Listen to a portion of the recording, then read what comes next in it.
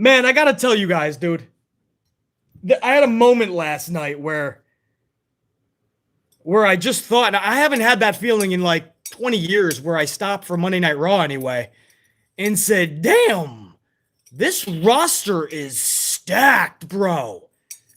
Like, there's a moment, Becky Lynch had just come back, and Asuka had just came back like moments later. And then Ali comes back a little while later. So, I mean, you're checking off every type of box. You look at who is on this show. You know, if they were just all booked better, more properly, I mean, this roster would rival any other roster, excluding the heyday of the Attitude Era. But I mean, when you look at this roster, Cody Rhodes fucking with the momentum that he has, you see the thumbnail. Cody Rhodes, Randy Orton, Edge, Becky Lynch, Asuka, Bianca Belair. That's all I could fit in the thumbnail. You look at the women outside of that thumbnail, you have Sasha Banks, Naomi, because they're tag title holders. They could easily switch from Raw to SmackDown right now. That's why I can include them. You'll see them any Monday that Vince wants them to appear. So Sasha Banks you could see on Monday nights. Naomi. Liv Morgan, who's fucking with all the momentum in the world. Rhea Ripley, who I know the company is high on. Taking their time, but there still needs to be a connection. But Rhea Ripley definitely can be a threat. I mean, that's just the ladies. You go over to the dudes. Again, Cody, Edge, Randy. What about Seth Rollins? What about Kevin Owens? What about people like fucking Damien Priest in Austin Theory that are up on the rise? Or people like Finn Balor, where if you booked him properly and he became the Demon, this is a dude who you could say is larger than life. Demon Balor was larger than life. This is the same dude that was capturing the first ever Universal title. And he's still on the roster. You wouldn't know it the way he's booked. AJ Styles is on this fucking roster. Bobby Lashley, you know it's a deep roster when Bobby Lashley is pretty much last on my mental list. I mean, this roster is fucking deep. And the last time I could thinking about the roster for Raw, I had to take me back to the Ruthless Aggression era. Everybody has different time frames to put Ruthless Aggression. I look at it from 2002 to 2008-ish. And around those early years, I mean, the roster was just so fucking deep, bro. So you got to go back nearly 20 years to 2002 before BC thought, damn, what a roster this is. Could you imagine if they just put effort and care into these motherfuckers?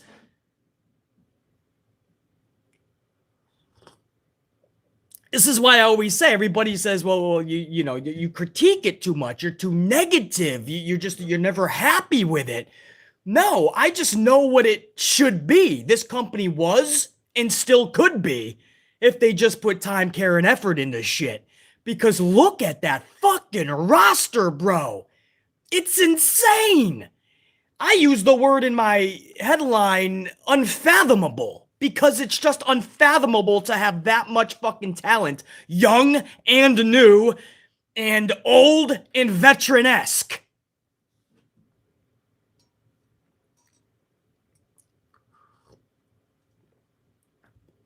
And it just got me thinking, man, like, I can't remember the time in the last 10 years for sure that you would have a roster like that.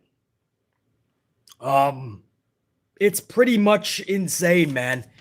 And we'll see if they were able to do anything with that roster in this very review. Again, on your way in, make sure you smash that up. Again, for some reason, the tube doesn't like to kick BC's live streams into the algorithm. However, I've noticed something, and at least they meet me halfway. Once we're done with the live stream and it goes up on the channel, that's when the algorithm kicks in a little bit more. And that's when thousands of people are able to view this and catch it and know that I was live. Whatever. Whether it's live or other people catch it later, make sure my live audience smashes that up because that'll help the algorithm. All right? So anybody live right now, make sure that you're smashing that up, man. That's going to help thousands of people in the long run, man. So do your part. I appreciate that because, again, the tube does not pump these live streams.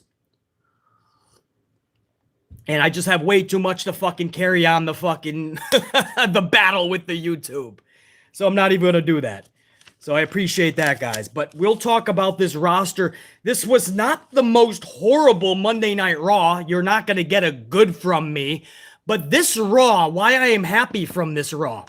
And I'll say this for everybody that says I'm always so negative and I only pick it apart and I just trash this show. You might want to listen up because I'm actually going to give a compliment. Everybody wants to blame playoff games, sporting events, presidential debates or speeches, holidays. People always want to use an excuse when ratings are not where they should be and there was some big event.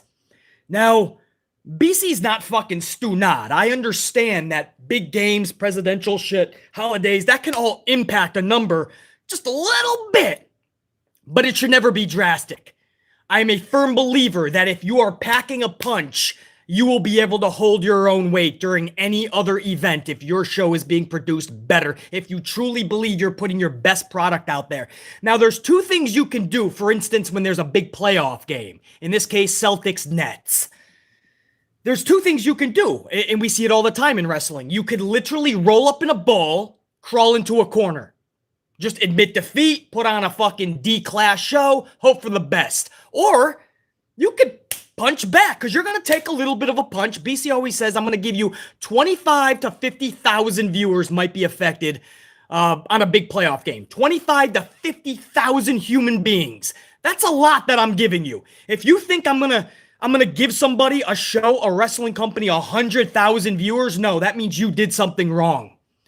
But I'll give you 25 to 50. But if you don't curl up in a ball and roll into a corner, if you punch back, if you deliver your best show, or in Vince McMahon standards, this was probably his best. That's sad. But as long as you put up a fight and you punch back, bro, the damage will be minimal. I will truly be shocked if WWE pulls in anything less than mid 1.5. I will truly be shocked if they are in the low 1.5s. And if they are anything lower than 1.5, I will absolutely be shocked. And I say this because I believe they did enough. Again, I'm hard-pressed to say this was a good show, and I'm not going to because there's a million holes this company needs to fix with this show. This was not a good show. If you think it was, good for your opinion. I'm telling you facts, and we're going to break it down together. We already went over hour number 1. I got 2 hours to go over. But aside from it being good or bad, did it fight back with the playoffs? Did it punch back?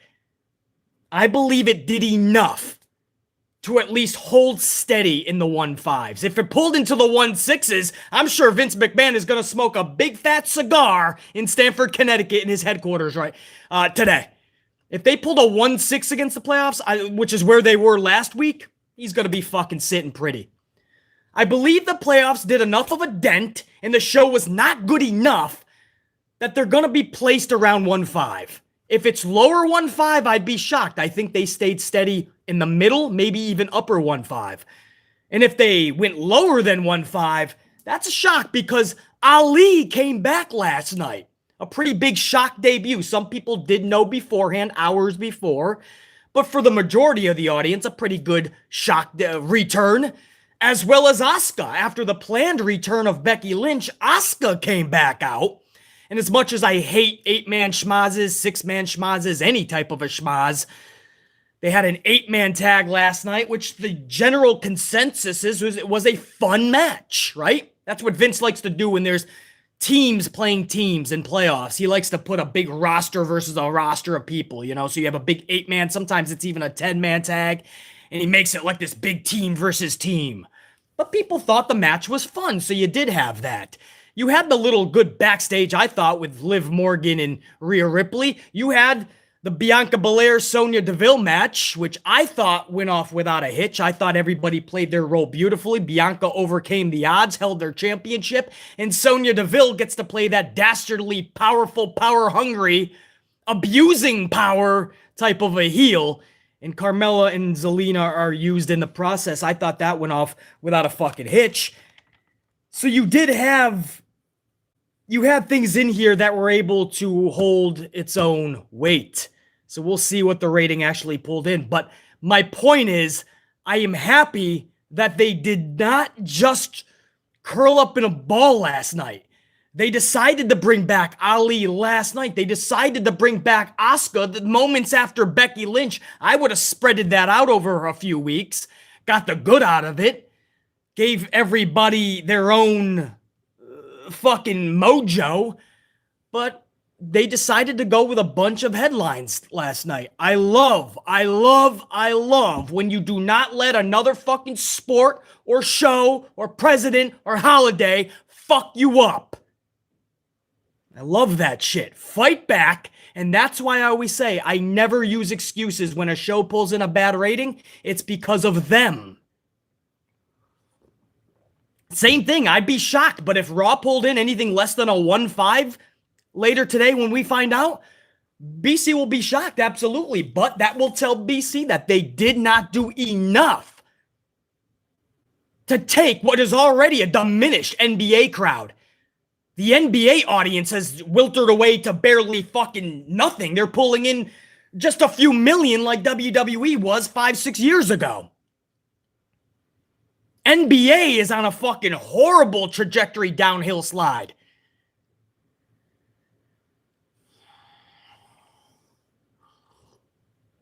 But I'll never use that as an excuse. But I felt like they fought back last night. And I like to see that shit. So, what are we even talking about, right? I say we get into this shit in just a minute. Hold on. Hold on. I know I saw, was that Papo Jr.? I got to get my VIPs in here first, bro. They come before anything else. Oh, Papo Jr., 1999. Fucking box of pods. I'm going to be drinking coffee for fucking days. Papo Jr. Says what I like most about Randy being happy and all of that. It's when he turns on Riddle and we get the one of my favorite heels in WWE. Also, KO is amazing.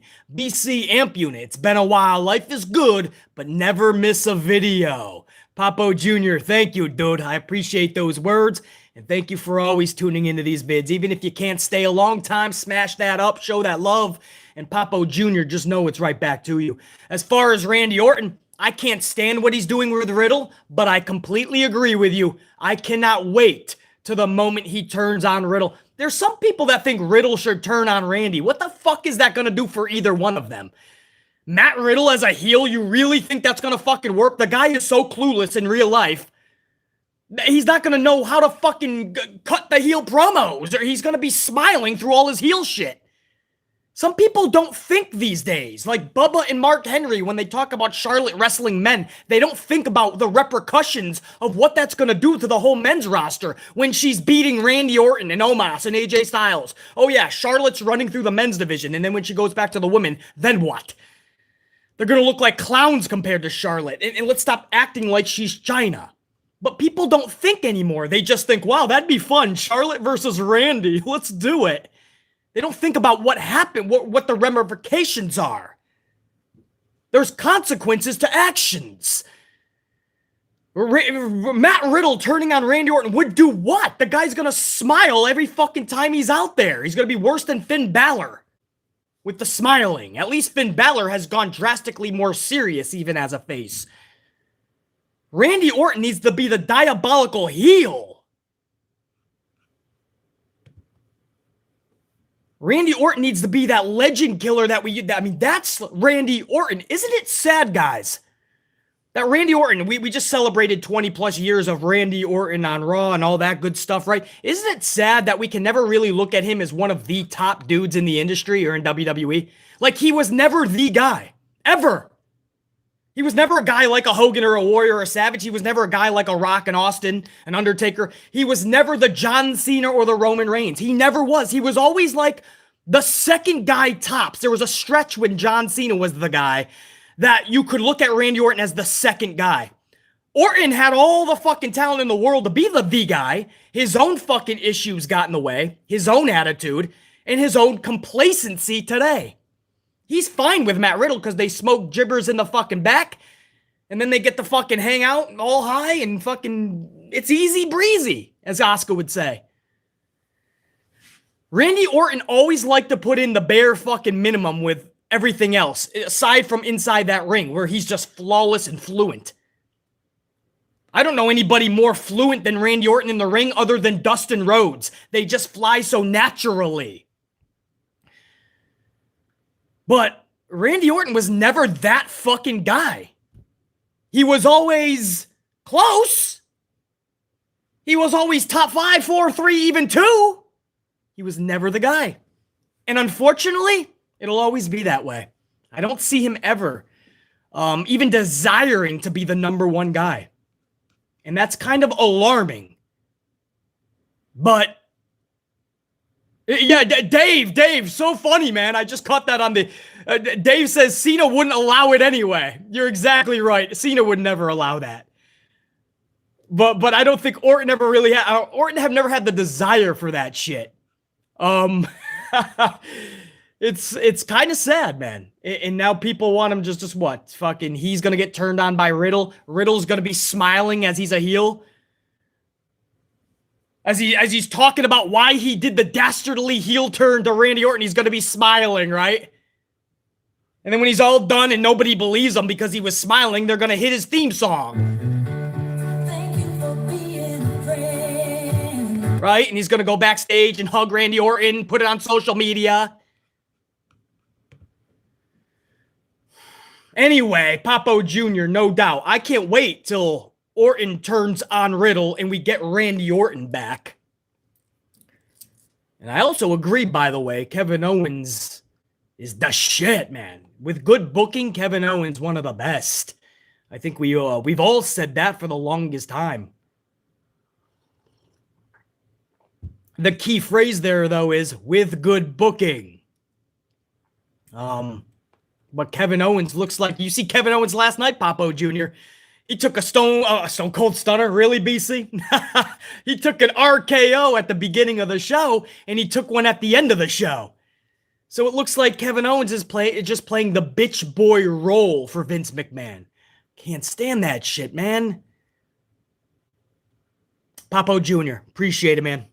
Danny Green, what up, Danny? Don't always see Danny up in here all the time, man, but always good to see Danny Green, 449. Can The Undertaker just tombstone the shit out of people for suggesting Charlotte should beat men, or for Orton to RKO Charlotte from out of nowhere? Danny Green, if only it was that simple, bro. Again, Danny Green is talking about the Charlotte situation where now Mark Henry has backed up the words of Bubba Ray, and now the Busted Open podcast, I believe it's called, they're all advocating for Charlotte to not just run through the women's division, but now they want her to run through the men's division, start beating and even tapping out men. This is from Bubba's own words. And then Mark Henry said, if she does a solid run on the men's circuit, this will make people think of Charlotte when they think of the Flair name over Ric Flair. What planet is this fucking guy on? There's not even a connection with Charlotte today, let alone running through the men's division. And then he said, and then when she goes back, Mark Henry said, when she goes back to the women's division, then she'll say, you all are beneath me, and it'll make her more of a dominant heel. What the fuck is that going to do for the women if she was just running through the whole men's roster? Meanwhile, talented females like Sasha Banks have to sit around playing in tag divisions while she plays fucking American G.I. Joe, American fucking Hercules, the Hulk, Superman, Spider-Man, Batman, any fucking superhero. That's basically what you're anointing Charlotte just because you each want to suck on one of her tits. Bro, her beating Randy Orton, Charlotte Flair beating Randy Orton is not believable. Charlotte beating Brock Lesnar is not believable. So what are you saying, Mark Henry and Bubba? Are you saying just the mid-card? What do you want her? Who do you want her beating then? The Matt Riddles? You want her beating Finn Balor? AJ Styles? No. Oh, no, not even the mid-card. Oh, let's go for a little lower, BC. Okay, do you want her beating the War Machine? The Viking Raiders? That's believable? She's just going to beat Ivar? She's just going to beat fucking the Street Profits one by one, Montez, and then Dawkins? Is that believable? And what is that doing for the men's roster? I don't understand Mark Henry and Bubba Ray. They're not thinking shit through, and thank goodness they don't have a wrestling promotion. I don't understand. Forget the fact that Charlotte doesn't even sell for the women's roster. Look at all of her fucking matches. She hates taking fucking offense from people. You know, Ronda Rousey just said too, Danny Green, I don't know if you caught that, Ronda Rousey just did an interview, and she talked about how she's all smoke and mirrors. She admits it. She's like, she doesn't have this wrestling thing down packed. There's a lot of rehearsing, and she really, really depends on the person she's working with. She admitted that. You guys saw, we did a live reaction of night number 1 of WrestleMania. I called that match live. And you guys remember, if you don't, go back and check it out. Throughout that whole match, I was telling you how Charlotte was not selling, how Charlotte was making Ronda look like an idiot. I called that match live. And I stand by every fucking sequence that I called. Charlotte Flair made Ronda Rousey look horrible in that match. And Ronda admits she needs people to help her along the way. And that's okay, by the way. Sasha Banks has worked with so many people, Asuka with so many people that needed help along the way. Natty Neidhart works with everybody up front. Everybody has to go through Natty Neidhart's. Just like they had Aaliyah taking on Natty for 10 times. That's by design when Lacey Evans first came up. Everything's through Natty. But they will work with you and they will play to your strengths and they will hide your weaknesses. Charlotte Flair exposes your weaknesses and hides your strengths. And I see it all the fucking time with her. That's not shade to Ashley Flair, but that's the truth about Charlie Flair, Charlotte. So she made Ronda look absolutely like a fucking tool in one of the main events of the night. Yeah, fans were pissed off because we've seen this from Charlotte so many times. But fuck it, let's reward her. Let's act like she's a real queen. Let's act like she's an actual 14, 15-time champ. Let's act like she's a bigger Flair. Let's act like she can beat Brock Lesnar and Randy Orton, Mark Henry, and Bubba Ray. Fuck that shit. Anyway, Danny Green, if only it was that simple, man. World of Wrestling, 5-spot coffee. World of Wrestling, what up, dude? Yeah, the roster is stacked, but yet Vince makes sure they fail. How can you invest in that? So stop blaming fans, blame yourselves. Absolutely, World of Wrestling. When the ratings come in and they're not as high and all the wrestlers don't like us critiquing it because we're being too negative, ask yourself why your booking is trash, ask yourself why your show is in the toilet, and ask yourself why your boss doesn't give a fuck before you start blaming fans. Absolutely, World of Wrestling. Cannot agree anymore, bro, but I will. But yeah, the roster is so stacked, and I forgot to even mention, guys, this Raw roster, that's not even including SmackDown. This is just the Raw roster. Edge, Randy Orton, Cody Rhodes, Finn Balor, AJ Styles, Bobby Lashley, up-and-comers like Damien Priest and Austin Theory. The list goes on and on. It's so stacked. For the females, you have the fucking Becky Lynch's, the Asukas, the Bianca Belairs. You could add Sonya Deville in there, Rhea Ripley, and even Liv Morgan, who has all the momentum in the world, and even Sasha Banks and Naomi, because they're working both brands as champs. I mean, this Raw roster is the most stacked that it has been in 15 to 20 years, easily. And that's not even counting SmackDown. And again, I just had that epiphany while I was watching last night. I think it was after Ali and Becky and Asuka had already came out. And I was just thinking, damn, this is and I think it was also when I saw Ezekiel. And he's got his Ultimate Warrior and Macho Man tassels now. I love it. Brings me back to the Ultimate Warrior days. And I think, you know, just seeing how if they just made something out of Elias/Ezekiel, this dude, as I said when he was Elias, spoiler, he was Elias. But it's the same shit I was saying when he was Elias. This guy has all the potential in the world. And I saw in that 8-man that if they give this guy a bit of a rocket, just a bit, he'll take himself the rest of the way and we'll jump on, latch on. You know, it's just, even if you add in guys like Ezekiel, I mean, it's a stacked roster. When you go over to SmackDown, it's starting to look a little bit more muffled. You got Roman Reigns. You have Sheamus. Who's your other big heels on SmackDown? You guys can fill in the blanks on another 2 to 3 top heels. Just top. Over on the face side, you have Shinsuke Nakamura, Drew McIntyre, maybe Kofi. I mean, maybe New Day would fit. I mean, that's sad that a tag team is at the top, but I don't know who else is really. Usos would be a tag team, but oh yeah, I guess. Sami Zayn was mid-card taking on or fucking Johnny Knoxville at WrestleMania. I guess the roster is becoming so limited on the Blue brand that I guess Sami Zayn would be one of the top guys now. I mean, that's crazy to think. I mean, I used to love Mr. Perfect back in the day, but he was never really a top guy in WWE, believe it or not. He was always looked at as that intercontinental title type of range, and he never quite made it to the Warrior, the Macho Man, the Hulk Hogan's, the Flairs, to that level. And I know that's a shame you're thinking, because Mr. Perfect was perfect, amazing.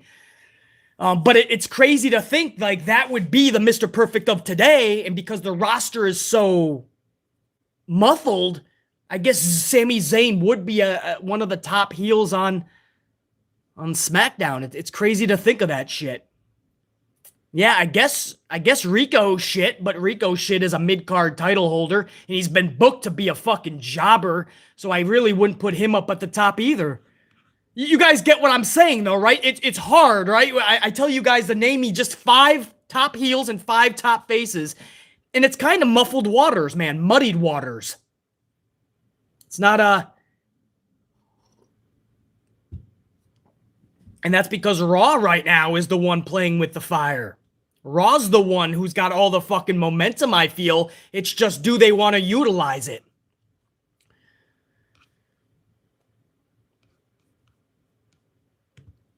But World of Wrestling. Thank you, dude. No doubt, man. Stacked roster for sure. And oh shit. I do have to get to the review, but I know you guys save the supers till the end of the stream, BC. No, man. If I can get to them right now, man, my VIPs always come first. You feel free to come in and out of the stream, man. We haven't started the Raw review yet. We'll start it when I'm good and ready. But I have some more VIPs and I want to get to them, man. I want to give them shout outs so they're not waiting. And that's PB Sillapride. $19.99 PB Sillapride, another fucking box of pods. Man, we're gonna have coffee for fucking days, brah.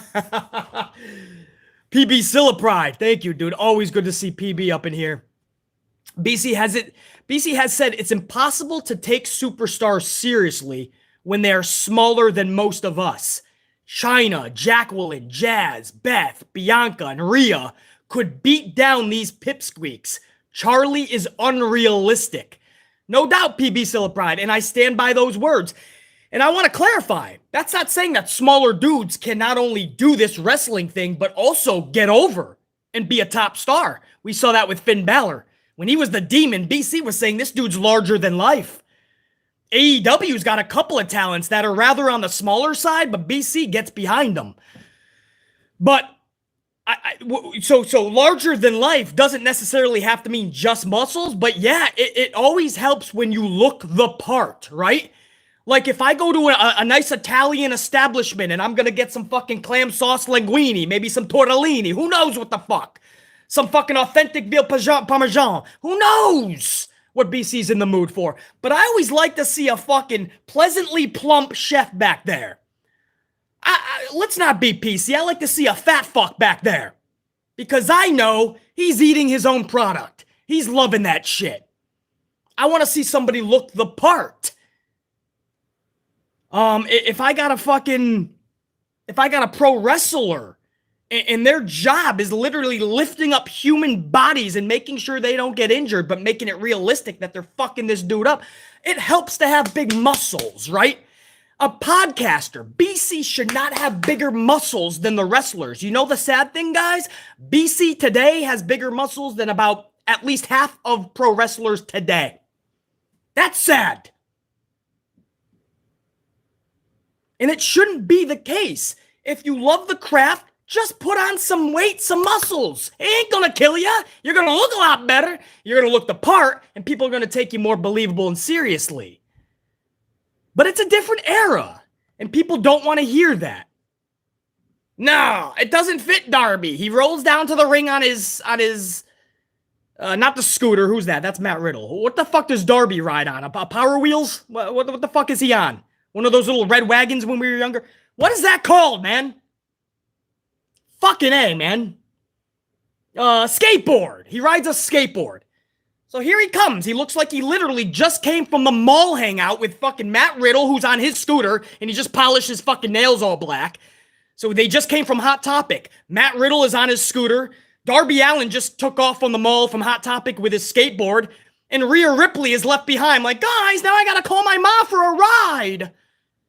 It's like the mall hangout clique. And today, everybody's okay with it. Nobody wants to work hard these days. Nobody wants to go to a fucking gym and bust their ass to get really big muscles. Nobody wants to do it anymore. But it's easier if we latch on and love skateboarders and scooters. And they can get over, okay, but are they going to be larger than life? Time will tell. You can't decide that right now. Darby, Matt Riddle, Rhea Ripley, none of them are larger than life. Rhea goes to the gym at least. Rhea doesn't just go to Hot Topic with her time. So Rhea Ripley looks like she could actually run through the roster. With better booking, I'll latch on to Rhea Ripley. And I know many of you guys will as well. But look the part. There's nothing wrong with that shit.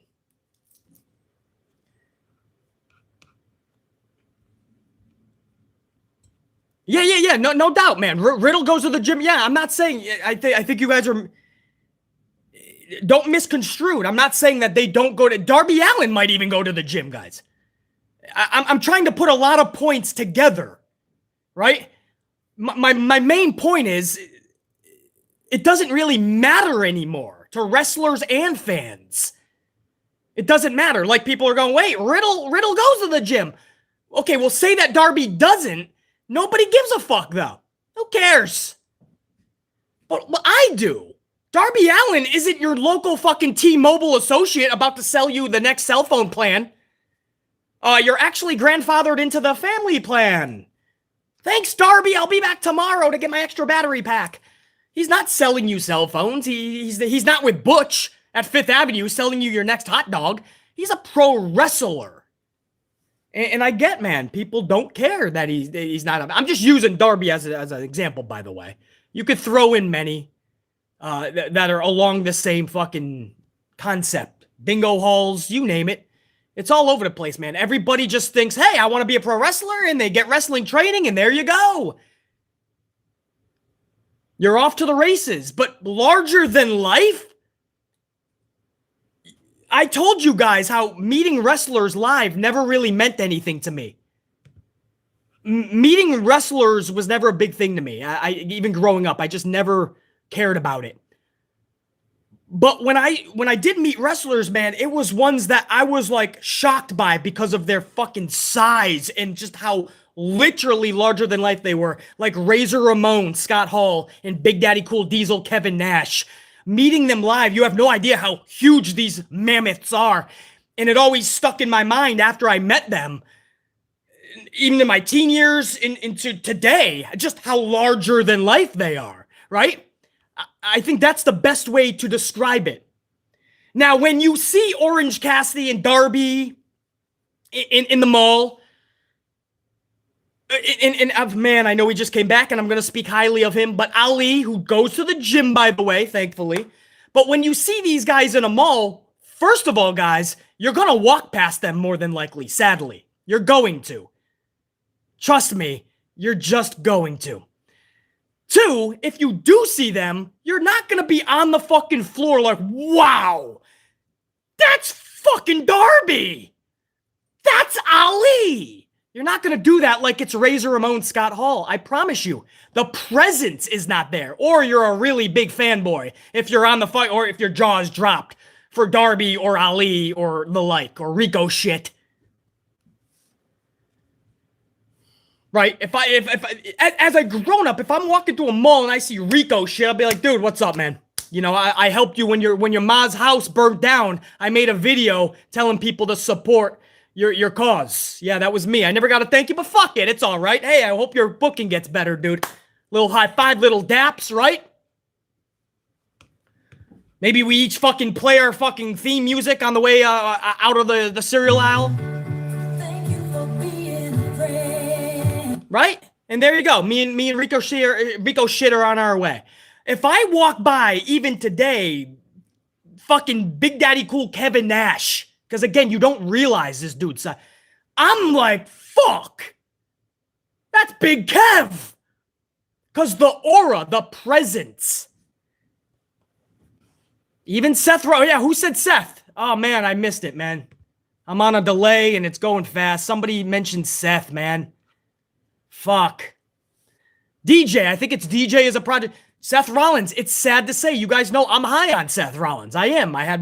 He said some stupid stuff in the past. Seth Rollins is not larger than life, guys. I cannot. He's a great wrestler.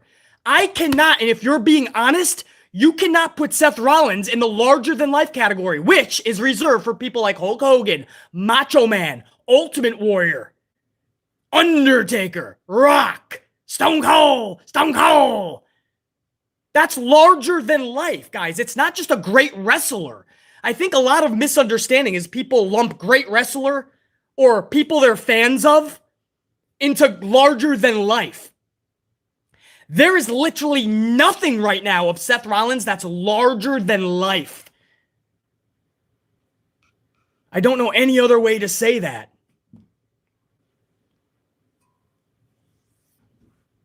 Yeah. Yeah, War Dog.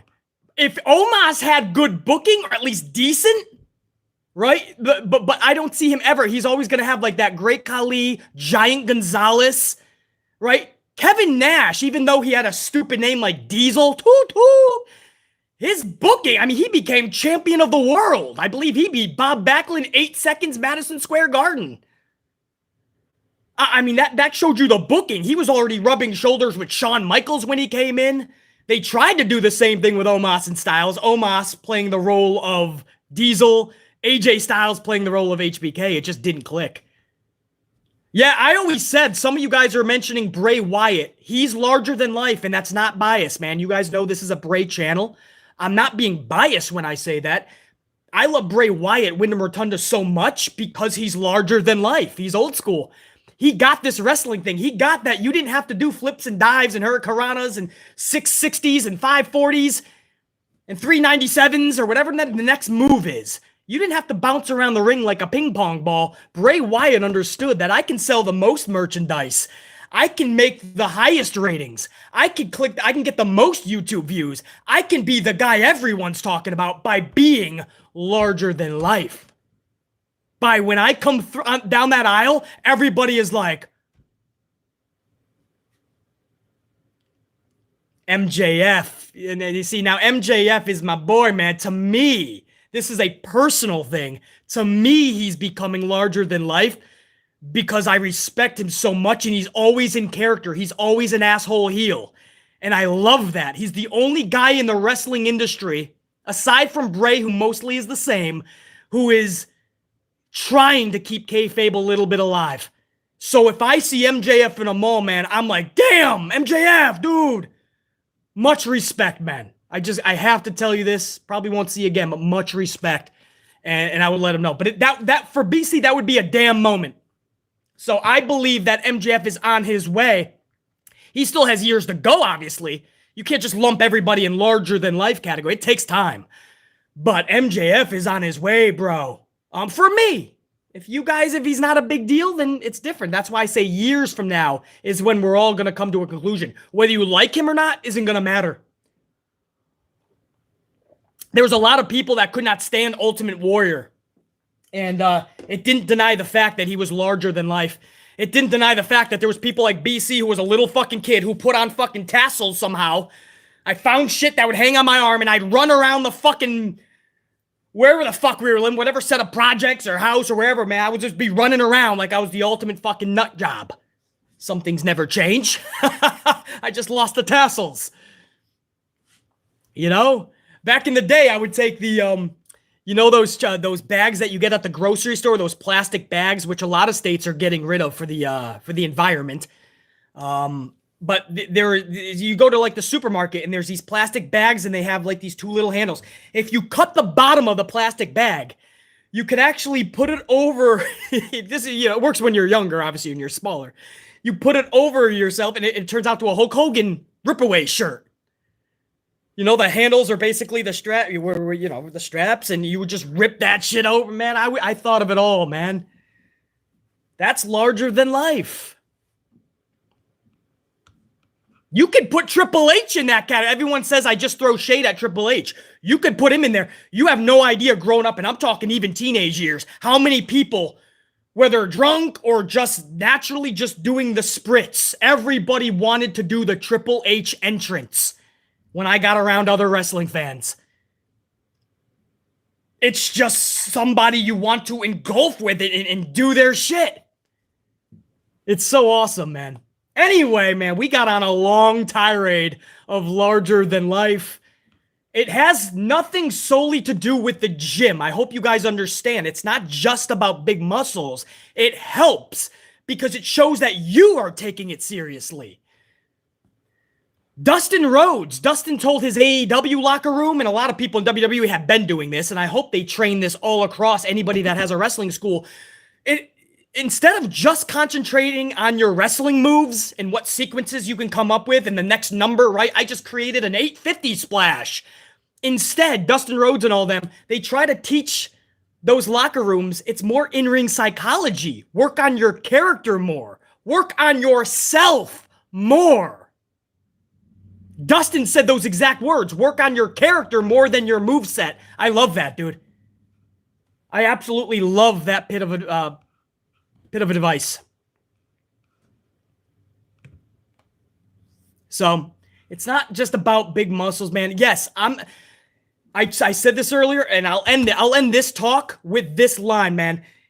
For me personally, it sucks when I see wrestlers that that have smaller muscles than me, because I know I'm not killing it that badly in the gym. You know what I mean? I think I'm pretty fucking routine. I'm no fucking gym rat. Okay, maybe a little bit, but I'm not in competitions. I don't want to be. I don't do it for just aesthetics so I can walk into a room and have the biggest fucking belts. No, I do it for mind, body, soul. And to see pro wrestlers not look the part, it turns me off. It doesn't mean I won't back them. It just means now they have to work double and even triple for BC.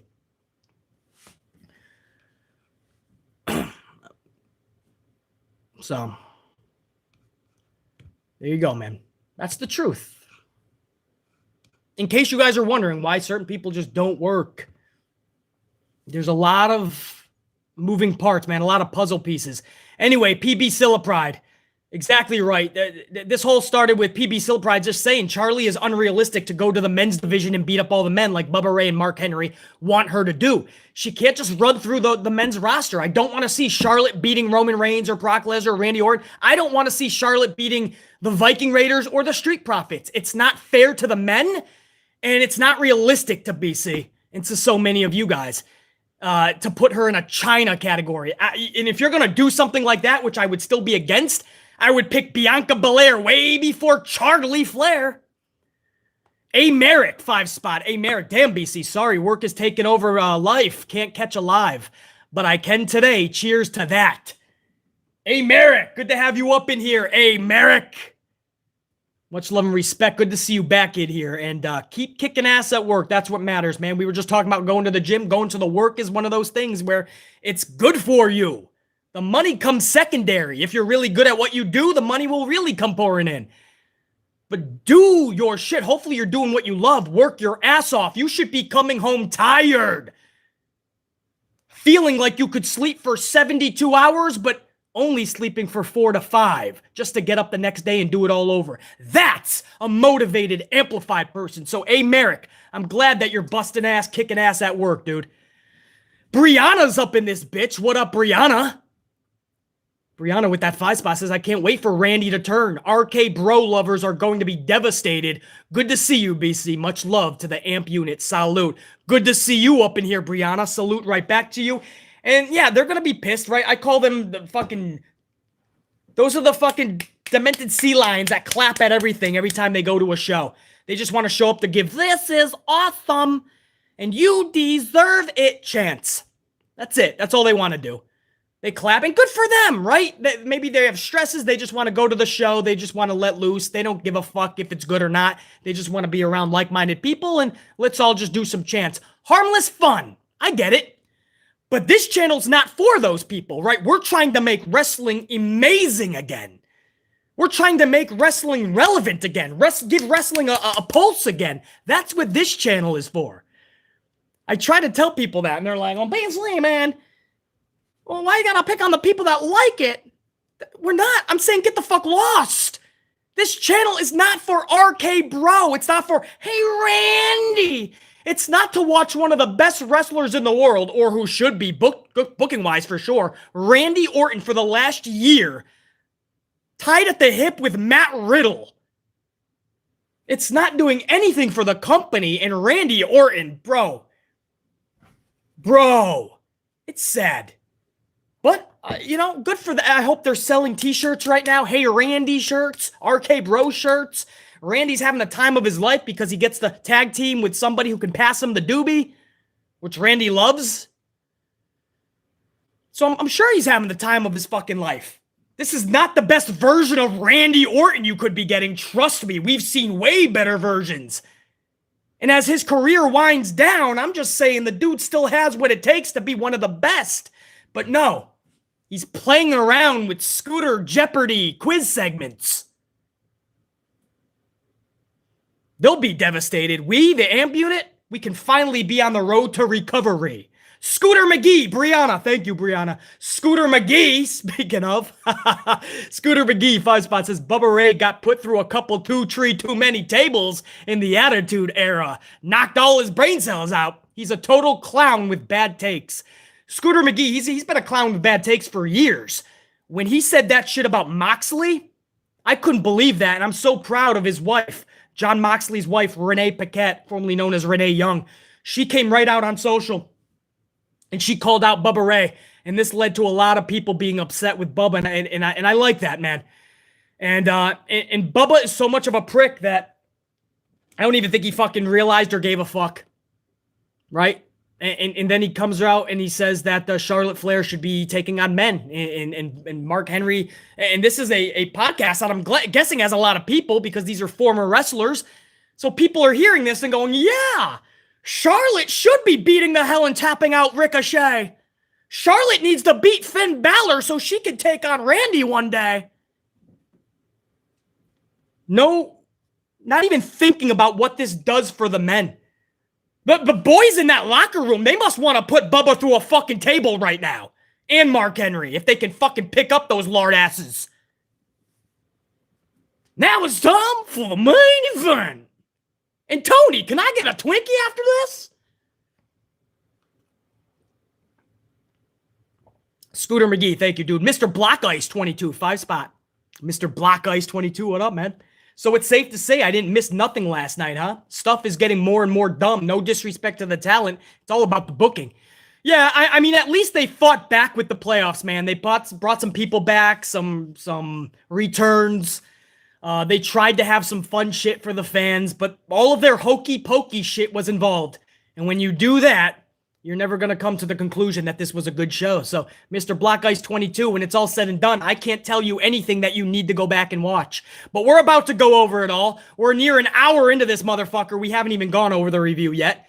But I have 2 more supers. If there was more guys, I will get to them later. But I do have to start the review. Otherwise, we're going to be here at the start of NXT tonight. It'll be the first ever 12-hour stream. PB Sillapride 499 says, if Ray and Henry believe so strongly that Charlie should take out men, maybe they should step in the ring with her first and set an example. Yeah, PB Sillapride, I'm sure they're going to see how much she can't stand taking offense. I'm sure they're going to see how much she doesn't like to sell, how fucking hard she is to work with.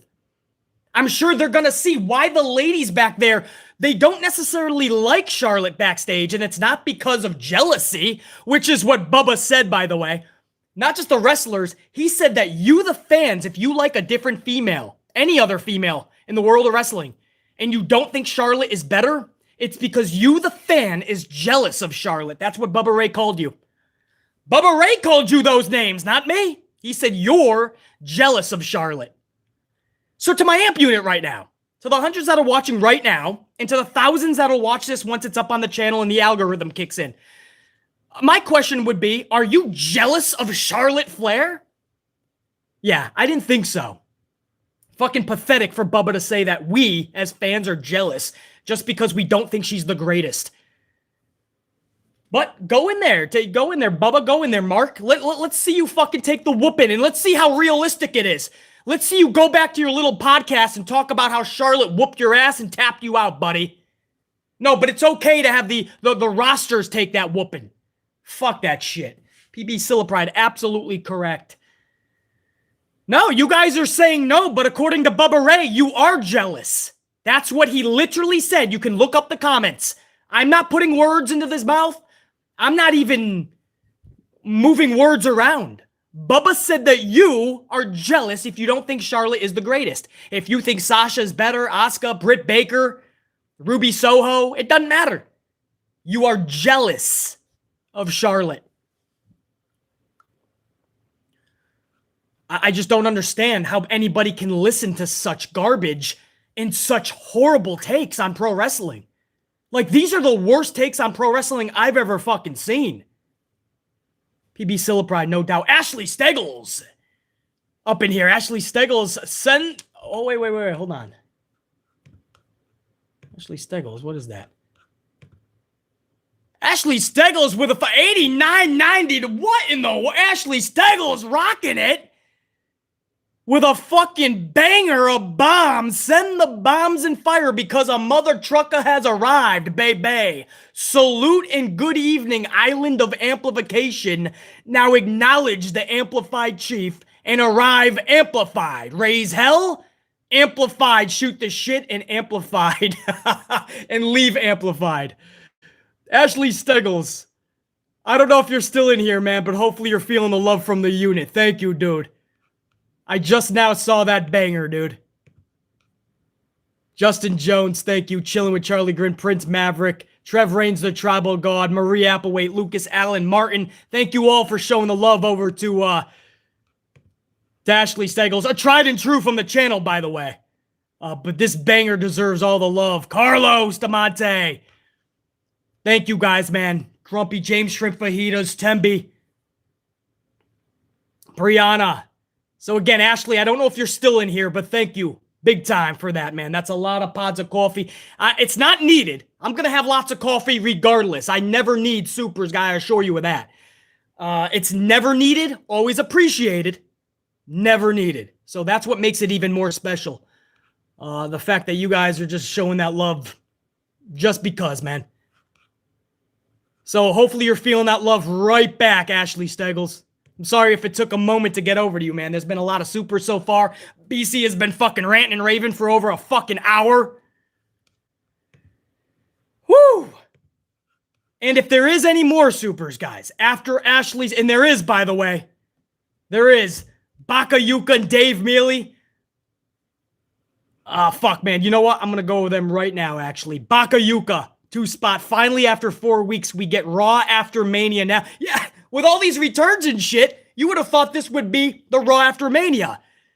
Several weeks ago, they decided to put this shit against the playoffs. That's why I'm happy they decided to punch back with the playoffs. But on the flip side, you left an underwhelming show after Mania that a lot of people were pretty disappointed about. But Bakayuka, absolutely. And Dave Mealy, $4.99. Dave Mealy, salute. Always responsible of several fucking bombs like the one that Ashley Steggles just fucking... sent. Dave Mealy says, Bubba trying to move from Velvet Sky to Charlotte. Hey, Bubba, Charlie is not an upgrade, LOL. Bubba's always been on that tit for Charlotte, though. He's got it. Half of his mouth is on Brooke Hogan still. Not even just Velvet, Brooke Hogan. He loves the Legends daughters, I've noticed. So he's half on Brooke Hogan's tit, and half the other time he's trying to fucking be on Charlotte Flair's tit. That's just Bubba Ray. Dave Mealy. But yeah. Velvet as well. They all fall for this dude's fucking dipshittery. I can't respect somebody like Bubba Ray who has such shitty fucking takes. Ashley Steggles with that 179 says, I'm still here just listening while at work. I'm glad you're still up in here so you can hear my live thank you, dude. And I hope you saw that love right back from the unit, man. Big time. Ashley Steggles, appreciate it, dude. Now, should we get this thing rocking, guys? The start, of Monday Night Raw, man. If you're just joining and you see that we've been doing this for an hour, we've had a lot of show just to get to this fucking point. So now I'm going to start out. Hour number 1 has already been reviewed. That was last night. We did a live reaction. If you want my thoughts on hour number 1, go back and check it out. It's on the fucking channel now, man. Live reaction. It took 20 fucking minutes to set up an 8-man tag last night. I was not fucking happy. But shockingly, to a lot of you people, to a lot of my Amplified unit for sure that's tuning in the chat, there was a lot of things. A lot of you might have realized it and heard this last night while it was live, but I actually liked Sonya Deville and Bianca Belair. That may surprise a lot of you guys, but I did. And there were some other things as well. So go back and check that shit out. And now we go to hour number 2 after an hour and 4 minutes. Omos defeated by Bobby Lashley in an arm wrestling contest. That's right. Tell me that doesn't fucking get you excited, right? Another arm wrestling contest. That's why I say, you just can't be a muscular guy. That's not going to alone make you larger than life. You have to have good booking and you have to give a fuck about it. Or else you better be in the old bastard's office every day until your booking gets better. Because Bobby Lashley has all the muscles in the world. He should be larger than life, but he's not. He's not, because there's not that aura. Scott Hall's booking was a million times better. That's why you put that with his size, and he's got that presence. Bobby Lashley, you never know if he's a main eventer 1 week, the next week he's in the mid-card, then he's not seen for 3 weeks, then he's barely used when he comes back, then he's a headliner out of nowhere, then he's face, then he's heel, then he's not seen for 2 weeks. That's Bobby Lashley's booking. 50-50 booking. Anyway, in this aspect, he's beating Omos in an arm wrestling contest. Now, post-contest, Omos destroys Lashley. This is what I mean, man. This is what I mean. This is literally the same as every other arm wrestling segment. You get nothing different here, guys. It's the same fucking thing. They arm wrestle, the face gets the win, and then after he gets the win, the heel beats him up. And it's sad that just like when we did the live reaction last night, and I called it 10 minutes plus before Adam Pearce actually announced the 8-man tag, and I told you guys what was happening, and it was going to be an 8-man. I shouldn't be calling this out 10, 15 minutes before it actually happens. I could save everybody 20 minutes of their time. It's the same thing with this. These segments are so redundant. They put no care and effort into it. No creativity at all. Arm wrestling contest, you just go with status quo. You open up your fucking School of Wrestling Wizardry books and you go to Arm Wrestling 101. Face wins, heel beats him up after. Booked. Give a fucking 4-year-old a fucking washable marker and he'll fucking draw that into his coloring book. That's how you book it. What if, here's a crazy concept, what if we got creative with one of these motherfuckers? But that'd be asking a lot, wouldn't it? Anyway, I'm not even going to spend more time on that. That did nothing for Omos. And it certainly did nothing for Bobby Lashley. I don't know of anybody this morning, anybody, that is talking about if they're at school or they're at work at the water cooler or they're texting their buddies. I don't know anybody that's going, wow, did you see Bobby Lashley win the arm wrestling contest?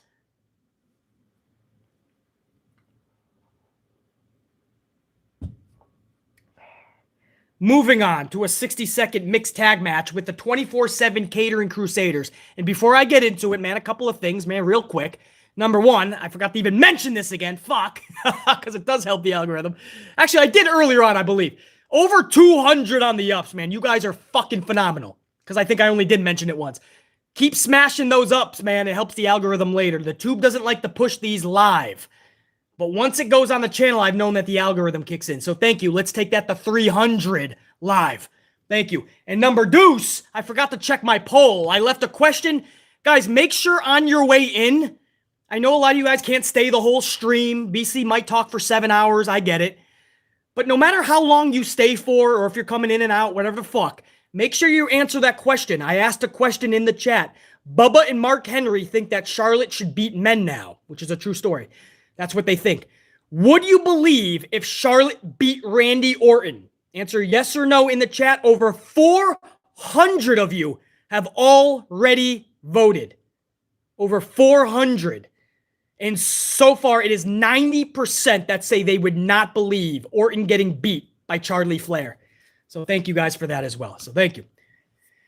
A couple things I had to go over there. Now, moving on. You go from this arm wrestling contest shittery to a 60-second mixed tag match between Ninja Tozawa and Mrs. Ninja, Tamina Tozawa. That's right, they got married last week. And they're taking on Dana Brooke and Reggie Brooke. I guess he took her name, right? I don't know. Does Reggie have a last name, or did Vince take that away from him? So we're going to call him Reggie Brooke. How's that? Mr. and Mrs. Dana Brooke. It's 2022. Who the fuck knows these days anyway? So you got these teams meeting up. In the stipulation beforehand, because R-Truth is the special guest referee. Okay, so I want you to picture this. You have all the Catering Crusaders out there. R-Truth is your special guest referee. And he says that for this match, the 24/7 title is suspended. So it's not 24/7. Right? You know the match itself is only going to be 60 seconds anyway. But wouldn't that make it the 23 and 59...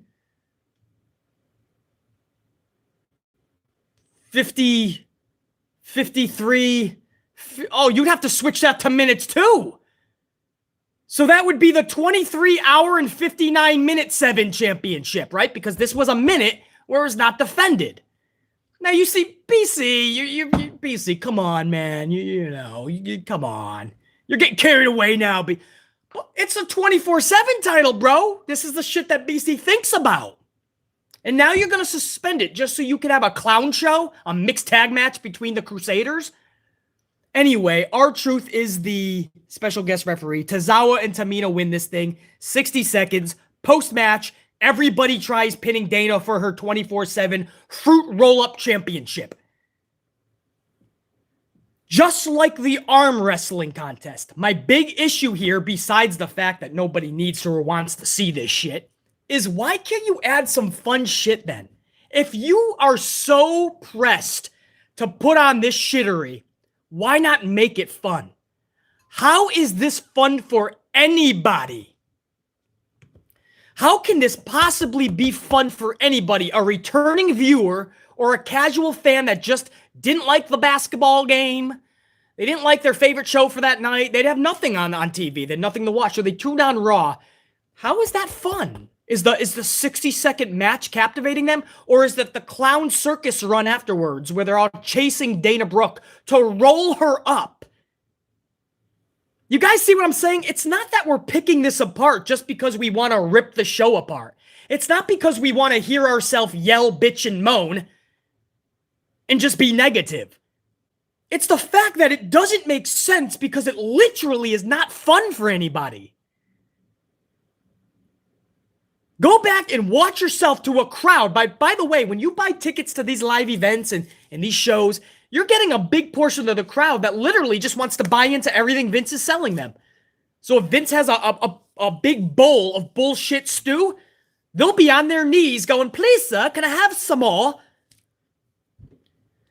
Even the crowd that paid money to just fucking bend over backwards for Vince in these segments, they don't know what to do. It's so bad.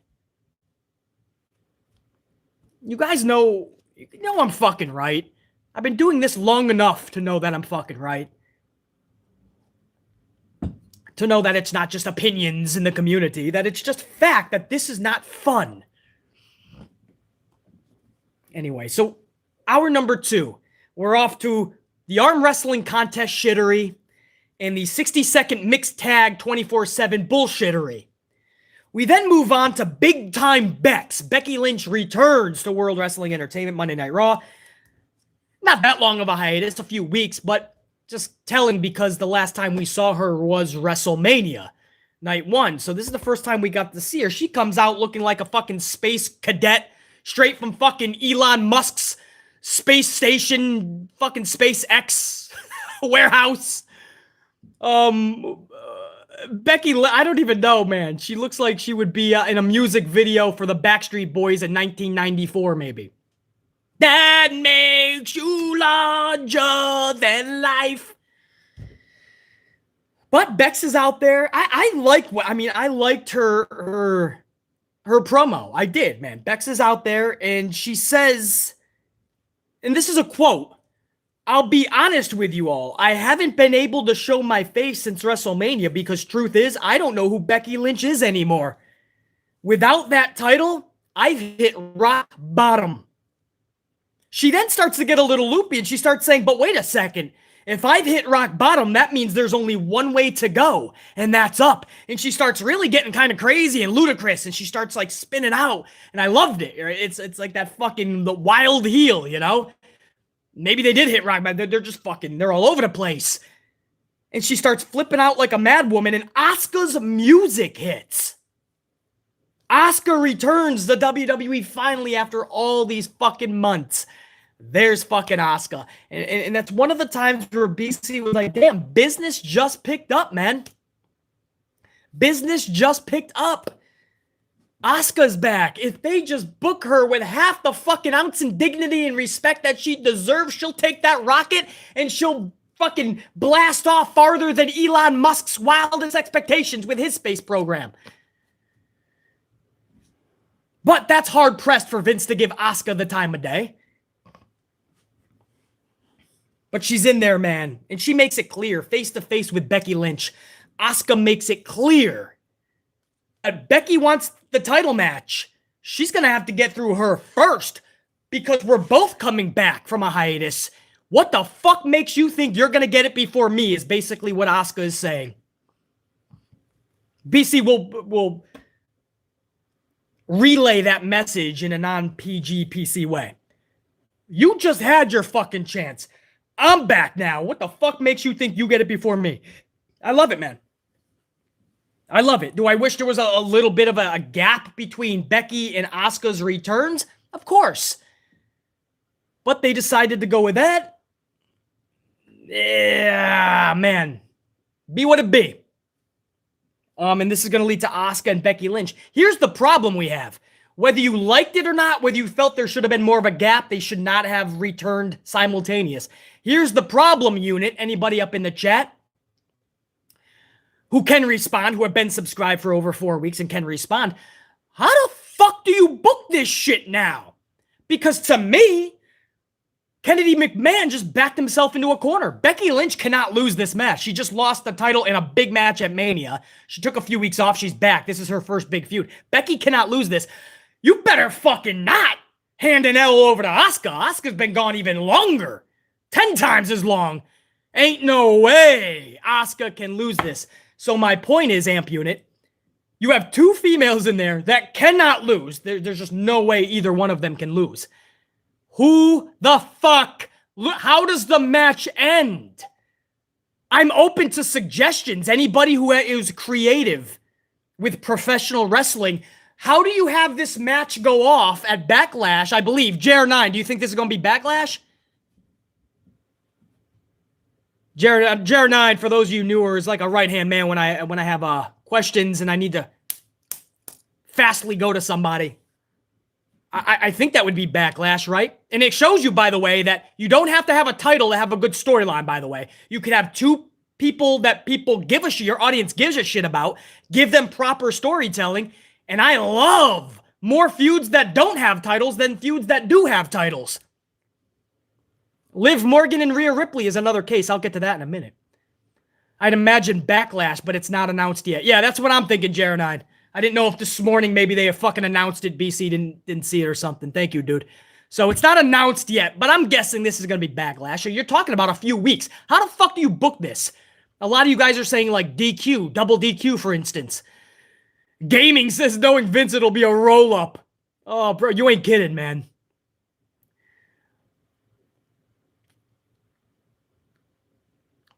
War Dog, Becky can lose, she'll be fine. I don't think so. How is she going to lose where she'll be fine, War Dog? How do you have her losing that she's going to be fine? Just asking. I don't see any scenario where you can bring her back after just losing at Mania.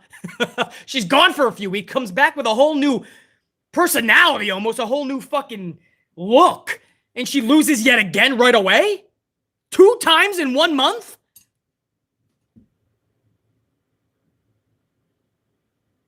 Santivia's maybe. Santivia says Becky loses clean and then goes even crazier.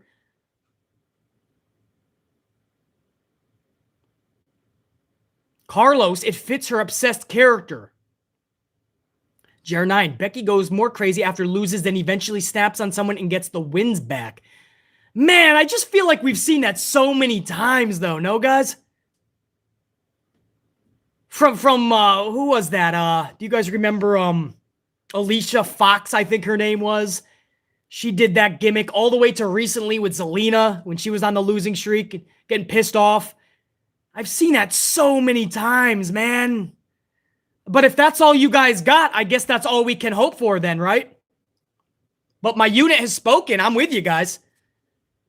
I just wish we had something more than I lost so many times, I'm throwing a temper tantrum now. But I guess that's all you got, man. I mean...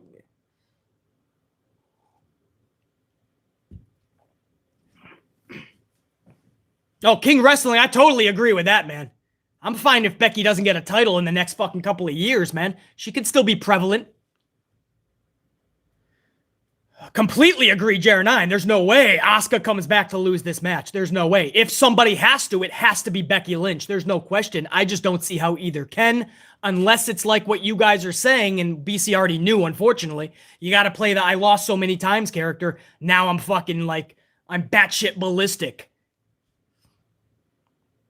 Yeah, an interference, I guess, like James Miller said. All right, well, goes to show you that we're all just like, why is this match happening? It just doesn't make sense to BC, and it looks like it doesn't make sense to any of you guys. So all we can ask for is get a good wrestling match, but for that to happen, Vince McMahon has to give a fuck to give them at least 10 minutes. At least. Beggars can't be choosers, man. 7 minutes will be a fucking a wow moment. War Dog, I can see concept of Asuka loses if she could bring Kana back. Yeah, I've wanted Kana back for the longest time, War Dog. I came up with 12 different scenarios to bring her back in the past.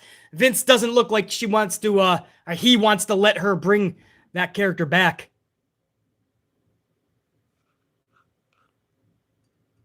Yeah, real life, man. Becky Lynch and Asuka are taking on each other. Probably at Backlash in a couple of weeks. Anyway, I didn't mind this segment. I would have not brought them back simultaneously, but they want to rush this to Backlash, it looks like, and they only have a few weeks to do it, so they have to rush Asuka back-to-back with Becky.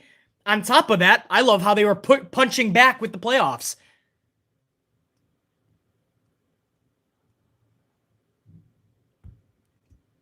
Yeah, I'd like to see 15, too. I'm saying beggars can't be choosers with fucking 10, I'll tell you that much. Yep, Kana Alexa Mania title last year. No doubt, Jer9. That's exactly what I was thinking, dude. Anyway, I'll move on. That was just a topic that I wanted to send through you guys, send by you guys, see what you guys thought, because when I saw that, at first I'm like, cool, Becky's back, Asuka's back, and then I was like, wait, not so cool. Somebody's gonna get fucked over here in a few weeks. We'll see, man. Damian Priest then defeats and pins Finn Balor via Reckoning. Edge is watching the match on the top of the ramp, sitting on his throne. Dude looked like a fucking proud father while watching Priest destroy Balor. It's clear what needs to happen next. If Balor is not released in a couple weeks, we hope he's not. But at this point, maybe it'll be a blessing for the dude. I just don't. I think Vince has totally just given up on this guy. I mean, it was almost more of an embarrassment when he gave Finn the title just to go on a losing streak and look like an idiot and not even get a WrestleMania match. Then he loses it a week after in the middle of Raw against Theory. And then the next week he's losing the Priest. And it leads to what? Is Finn Balor going to tag team with AJ Styles to take on Edge and Priest? This does nothing for Finn Balor, and it just keeps cementing him into obscurity. I think it's clear if he does not get released in a couple of weeks, the Demon has to return, guys. I used to, just like I just did with the Becky Lynch Asuka thing, and I said it by you guys to hear what you guys have to say. Guys, I don't even need to do that for this. I'm done asking. I'm done. Balor cannot afford to be mistreated anymore. The Demon has to fucking come back, man. Look at how low this guy keeps dropping. What happens, guys, is even if he wins his next 10 matches, he's been looked to be such a fool that people are not going to gravitate back to him. That's the problem. A lot of people just go, oh, he'll be fine once he gets good booking. No, when you get bad booking for so long, people fucking give up on you, dude. It's not even being a fickle fan. They just gave up because you gave up. I don't see how especially if you are taking on Edge, by the way, and Damien Priest, I feel the Demon, I would want to see it one-on-one, the Demon come back. But I mean, you got to admit, with the whole way that Edge and Damien Priest are presenting their characters, the Demon would fit here. But my point is, man, I don't even see, I'm done. I'm done going, the Demon is supposed to be special, Beasley. Well, how's once every 2 fucking years, it seems? Tops, we see him once a fucking year. Tops. I'm done with it, man. I'm done. He doesn't want to use it as a crutch, BC. Well, I would use it as 10 crutches right now. The only other option is this guy gets released in 2 weeks. Do you realize that? And then where's all those people that say, no, hold off on the Demon? Yeah, well, now he's not even there anymore. Don't you wish you saw the Demon once or twice at least? No. Now he doesn't even have a fucking job. But Tony Khan might get him. For his fucking imploded roster. After 1 week, he'll be on fucking Rampage. Taking on Max Caster's tag team partner.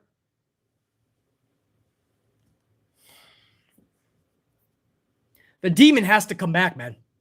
It's fucking time. The only reason the Demon wouldn't come back is if Finn Balor is so damn stubborn that he doesn't want to use that as a crutch, or Vince McMahon is so dead set on not giving Finn Balor a push.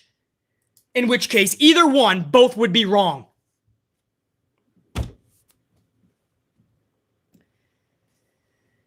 This dude, Finn Balor, before I move on, I just have to say, this dude was the first ever Universal Champion and one of the biggest stars in the company. Going back to what we talked about an hour ago, or ish, when I said you don't have to have the biggest muscles or be the biggest dude to be larger than life. Finn Balor's actually on the smaller side. Goes to the gym, by the way, but considered smaller of a wrestler. And he was larger than life. Everybody was loving Finn Balor's title win. Victory. Everybody knew that that's what should be happening. And then unfortunately he got injured in that match at SummerSlam, I believe it was. And when he came back, he was never the same. And we barely saw the Demon. We may have seen the Demon 4 to 5 times tops since that moment. There's no reason that Finn is not still alive.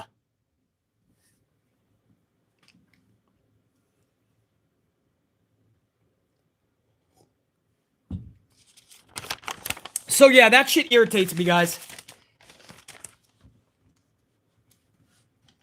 Big time, actually.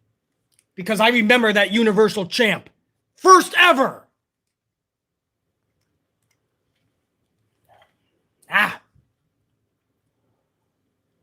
Reset for hour number 3. So we're going into hour number 3. I told you guys, once we get rocking, man, the first hour we didn't even go over. First hour, there was no Raw review. We were just shooting the shit out of everything else underneath the sun. And by the way, real quick, before I go to hour number 3, I just want to shout out Chauncey Tipton. Chauncey Tipton. $9.99 says, not able to always catch the lives, BC, but miss you all. Right back to you, Chauncey, man. Even if you can't catch them all, anytime you can come on in and say what's up, smash that up, show that love and respect. Just know, Chauncey, it's going right back to you. Chauncey says, BC, miss you all. As someone who loves women's wrestling, hell, that's the reason why I watch the highlights of Raw and SmackDown. Charlotte taking on men is fucking stupid. He says, ducking stupid. BC will replace that word. It is fucking stupid. Chauncey Tipton, again, thank you for tuning in, man, smashing that like and showing the love right back to you.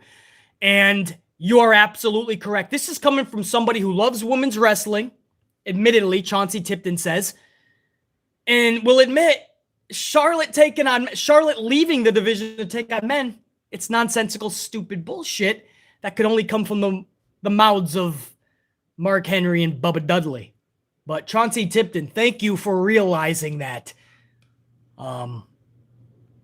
Because we need more people like you that see that it would do more harm to the company, do more harm to both the men's roster and the women's roster if Charlotte Flair just runs through the men's roster. I don't think people are understanding the ramifications, the consequences if you let Charlotte run through the men just to go back to the women and run through them again to be a 20-time champion when it's all said and done. It's bullshit, man.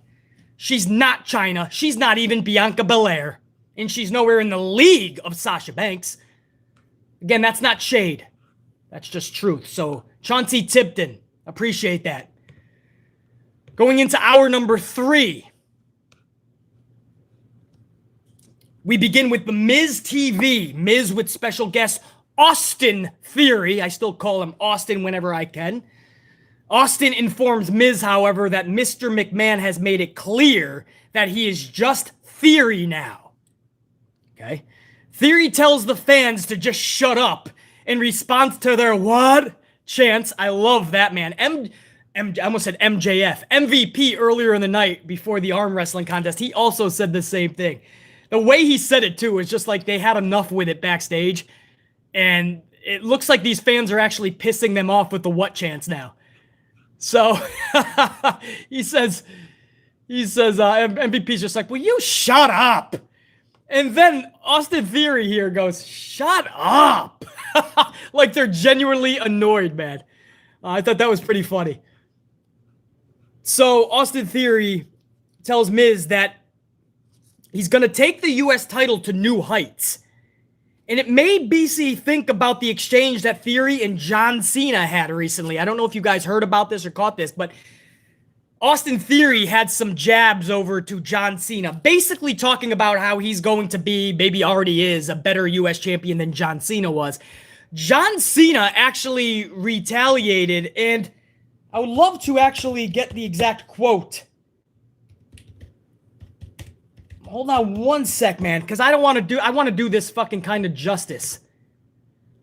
So in response to Austin Theory throwing jabs that he's the better U.S. champion, John Cena responded, and I quote, this is from John Cena, everyone understands that you have far more talent, strength, and gifts than I have, or than I ever had. Don't apologize for that, ever. An apology should come 20 years from now if you fail to provide the effort needed to turn your potential into your legacy. I hope that day never comes. Salute. So that's from John Cena, because I think what Austin Theory said was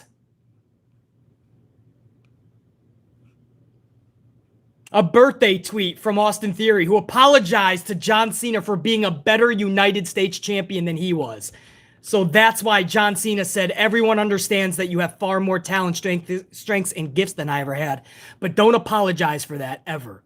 An apology should come in 20 years from now if you fail to provide the effort needed to turn your potential into your legacy. And I hope that day never comes. Salute. John Cena, man, what a response. Like, how do you respond to that? The dude took the ultimate high road when Theory was just trying to work him a little bit. But it made me think of that because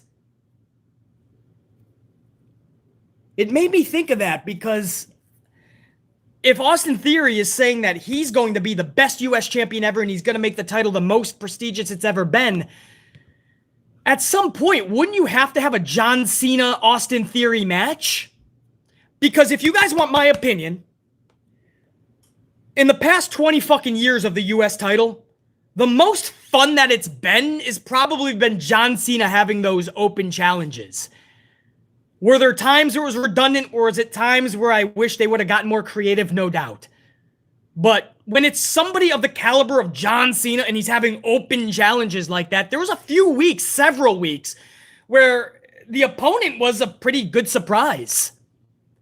So my point is, I thought that John Cena made the title pretty fucking relevant and brought some prestige back to it. And I'm not even a John Cena fan per se. So for me to give that compliment, that shows you that Cena was doing something special with that title. So anyway, Austin Theory now wants to be that person.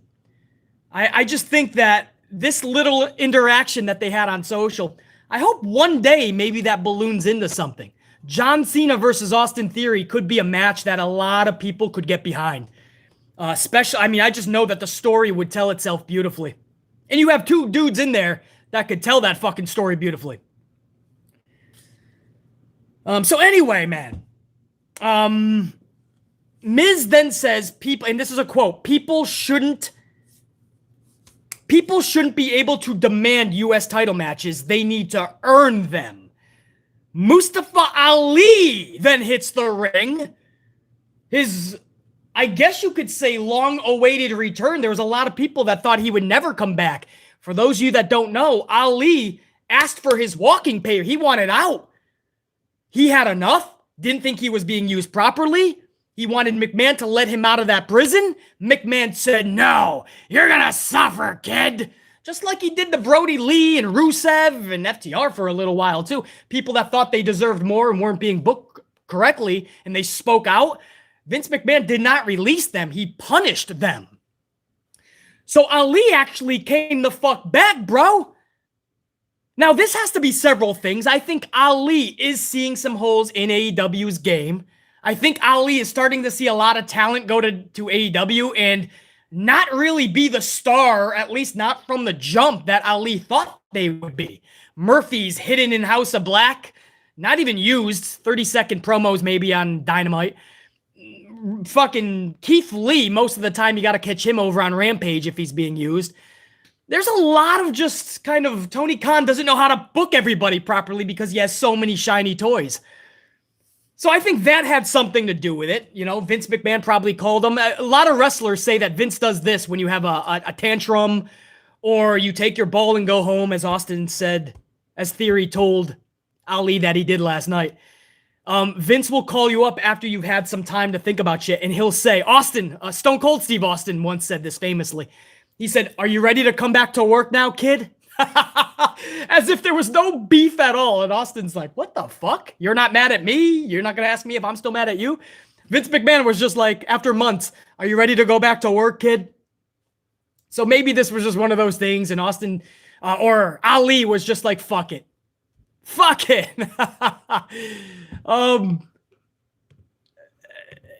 Who knows? Ali maybe one day will tell us why he chose to come back and not just stay at home, collect his check. You know, I'm sure he's a dude that wants to go out there and bust his ass and try to work. Work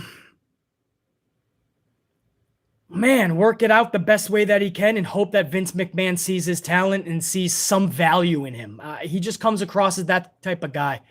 So maybe it just came to a point where he just could not sit home anymore. That happened to Brody Lee, didn't it? Before Brody actually took off, got released, whatever it was, he asked to be out. He took his ball, went home. Vince did not release him. And then Vince brought him back for a few weeks. Jobbed him out, maybe, put him in some weird shit, and then he was gone a month or two later. Is this just Ali doing a quick job out to Theory, and then he's in those releases in a few weeks? If they do, in fact, happen? Could you imagine if Ali was just brought back, do a quick job or two, and then he gets his walking papers because Vince said, hey, he wanted out anyway. I might as well fuck with him a little bit. Might as well get the good out of him. Make him take a couple of L's for my dudes, my guys. I mean, it's kind of fishy that he's going right into an Austin Theory match.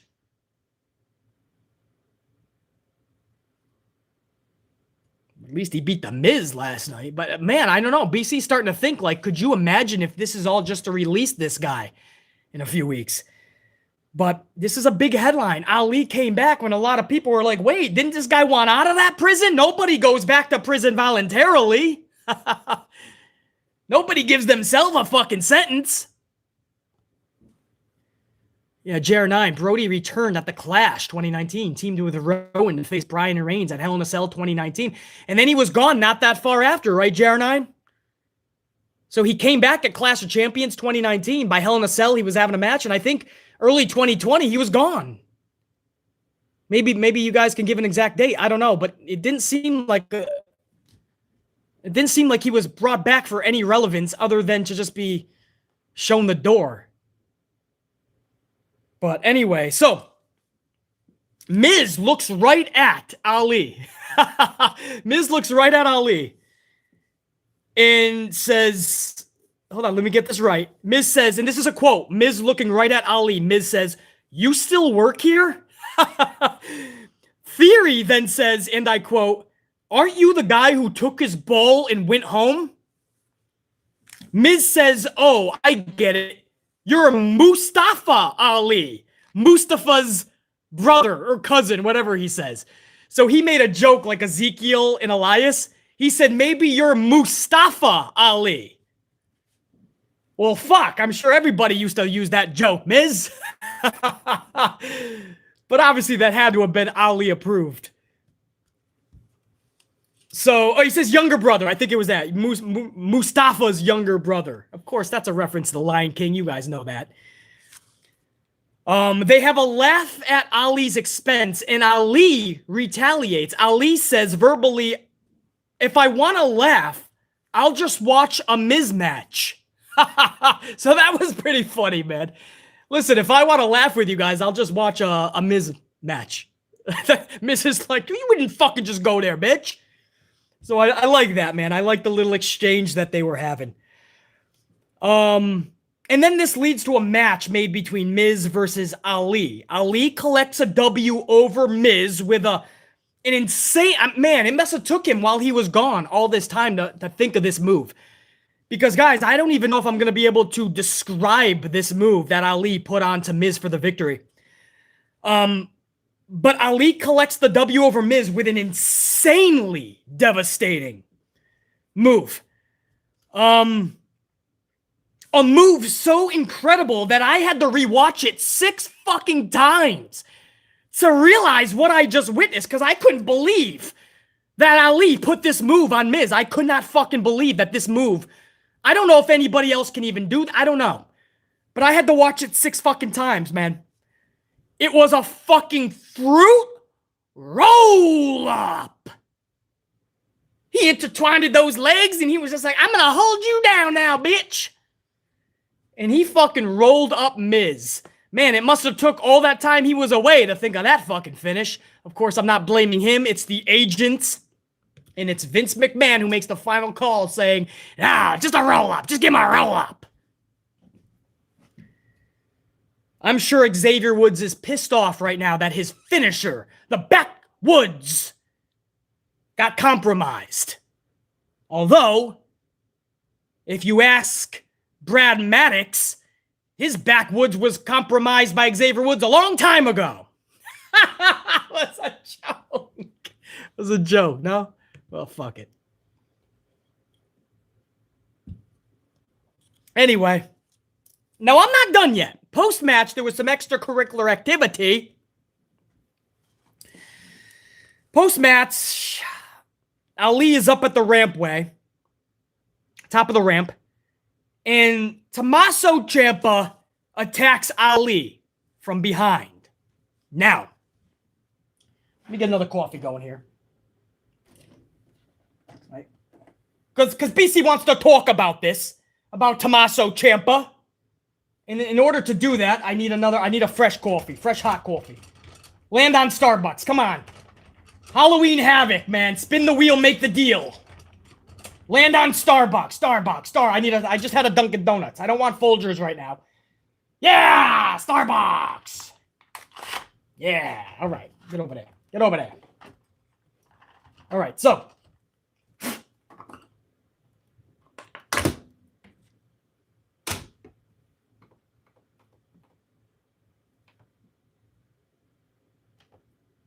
Yeah.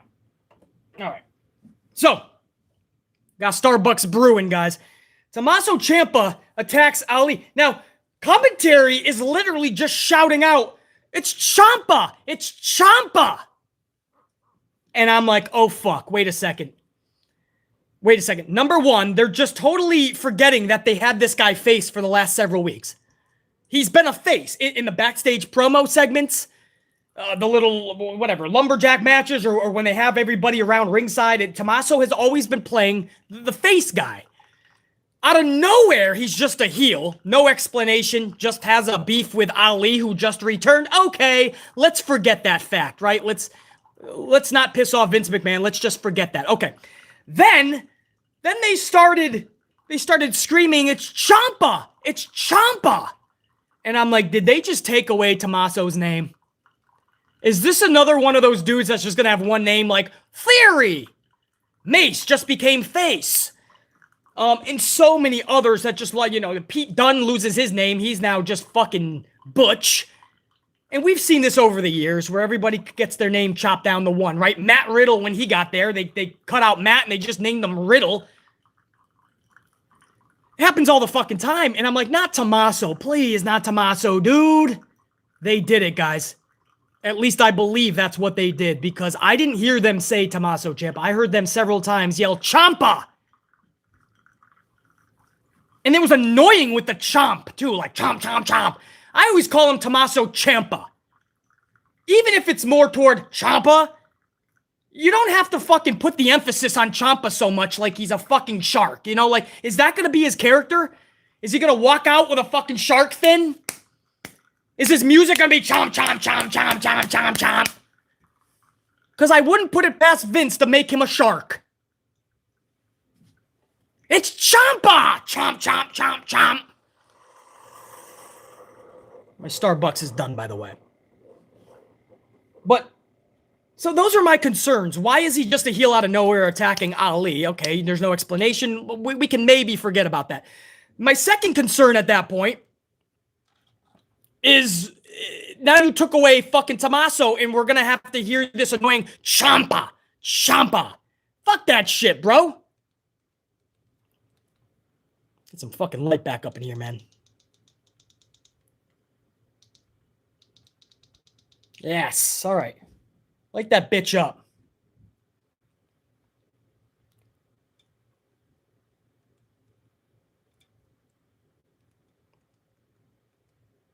Hold on, guys.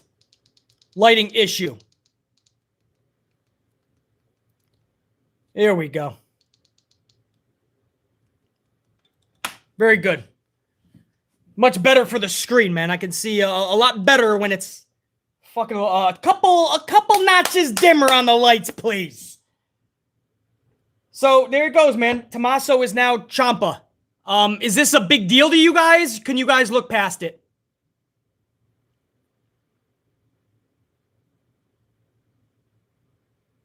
Yeah, I would literally just be B. Bakayuka would just be Baka.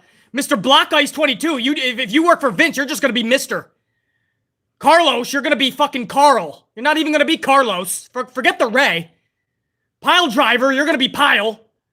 Ashley is going to be Ash. Oh no, you're going to have a copyright infringement with Ash Ketchum. James Miller will be Jam. Jer9, you're going to be fucking J. You're going to be Gaming. No, wait, yeah, he'll give you Gaming. DJ is a Prodigy, you're going to be Is A. Eddie, you're going to be D. D-Y. War Dog, you're going to be R. You're going to be the A and the R, War Dog. R. Sontivia Major is going to be Jor. Iron Riaz is going to be R and War Dog and...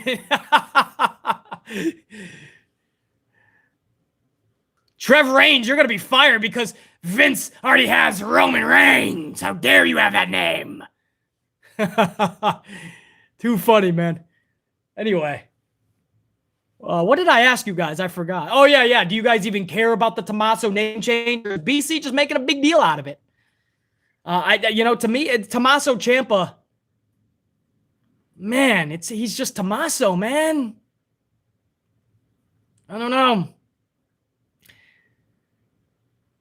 Yeah, Jer 9, they wouldn't allow me to be amplified. That sounds too badass. That's too cool. Vince would have to diminish. It's B, right? He'll have me like a fucking bootleg John Cena. I got the fucking baggy jeans. I'm coming out like I'm fucking a member of Criss Cross. Criss Cross will make you jump, jump. The Mac Dad will make you jump, jump. Wiggity, wiggity, wiggity, whack. It's B, everybody. Yo, B. You got me in backstage promos. Yo, B, what's up? Dawkins, yo, B, what up, fam? He'd fucking make me some ludicrous shit. Because amplified sounds too badass. We need to de-amplify you. What if your character was de-amplified? You'll be the husband of Wendy Woo Chu. Come out in a onesie, a little snuggie. Act like you just woke up from a nap, BC Amplify.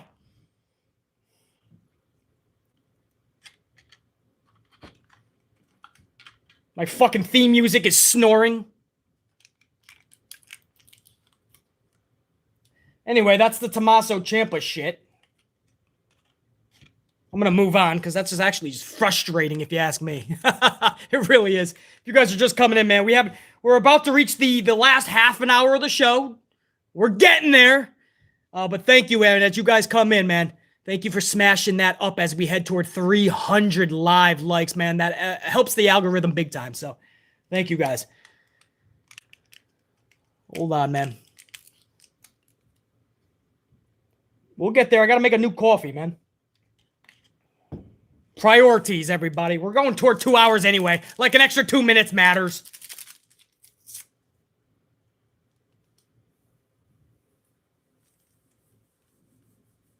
If I ever worked for Vince McMahon, he'd never allow me to have coffee. Right? In an effort to de-amplify me, he'd never allow me coffee.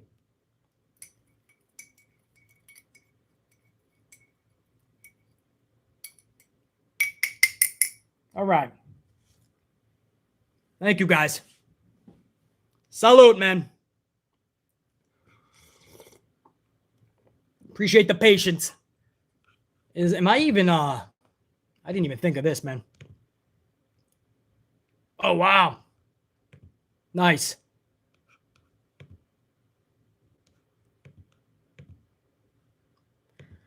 Whoa, whoa, whoa, whoa, whoa, whoa, whoa. What is this? Hold on, a little bit of breaking news. What is this article I just came across? Becky Lynch critiques AEW's women's division compared to WWE's. Uh-oh. Watch what you say here, girl.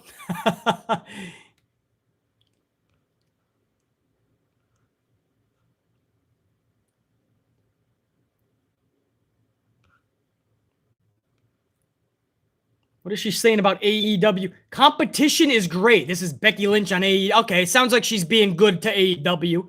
Competition is great, says Becky Lynch, and it's great for there to be another place. And I have a very good friend there, Ruby Soho. I would love to see her as champion one day. I would love to see her getting the spotlight that she deserves. But competition is always great. Over here, we are on another level right now, man. We are just on another level. So she's saying that AEW women's division is not even close. I mean,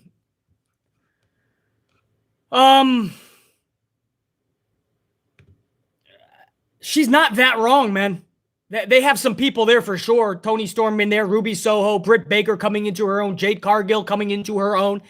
But when you look at the fucking women that are in WWE, I mean, Sasha Banks, Asuka, Bianca Belair, Becky Lynch, even Charlie Flair with all the fucking holes in the game. The Rhea Ripleys, even the Liv Morgans, who's firing on all cylinders. When you look at something like that, Naomi, athleticism-wise, Io Shirai, if you want to include WWE as a whole. Io Shirai, dude, what?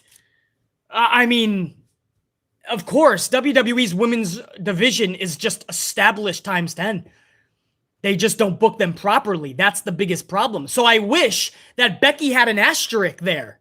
I wish Becky kind of said, yeah, we're on another level. I wish our booking was there.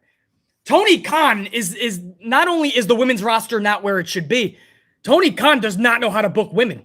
He doesn't. Look at Sheeta's whole fucking reign. Sheeta's reign fell in the fucking dumpster because Tony didn't know how to book it properly. Add on the fact that there wasn't real competition.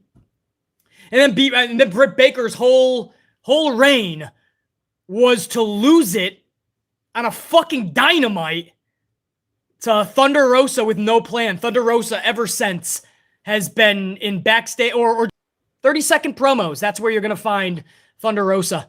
She's in a match with Nyla Rose. Yeah, Nyla Rose, which nobody gave a fuck about at Battle of the Belts 2 weeks ago. A match more than forgettable. And there's no trajectory for Thunder Rosa. Why even take the title off of Britt Baker then? Because it was her adoptive hometown, and she deserves it. It's amazing to me how Tony Khan just doesn't know how to book the female. So a lot of times he still places them in the segment right before the main event, which is that dead spot, the bathroom break segment. And that's what I mean. He's not getting creative with them. It's frustrating. It's frustrating.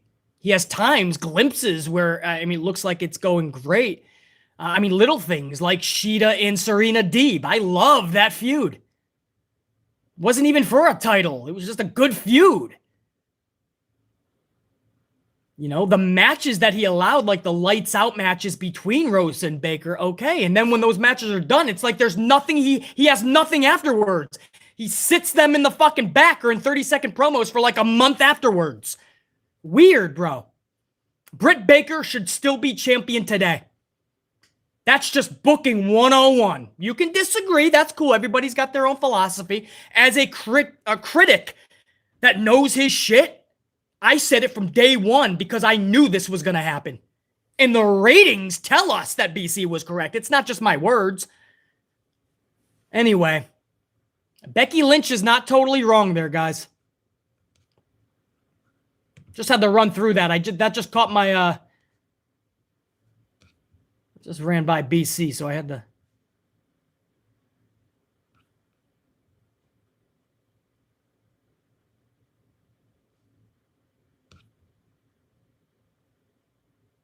CM Punk is returning to AEW Dynamite commentary this week. Yeah!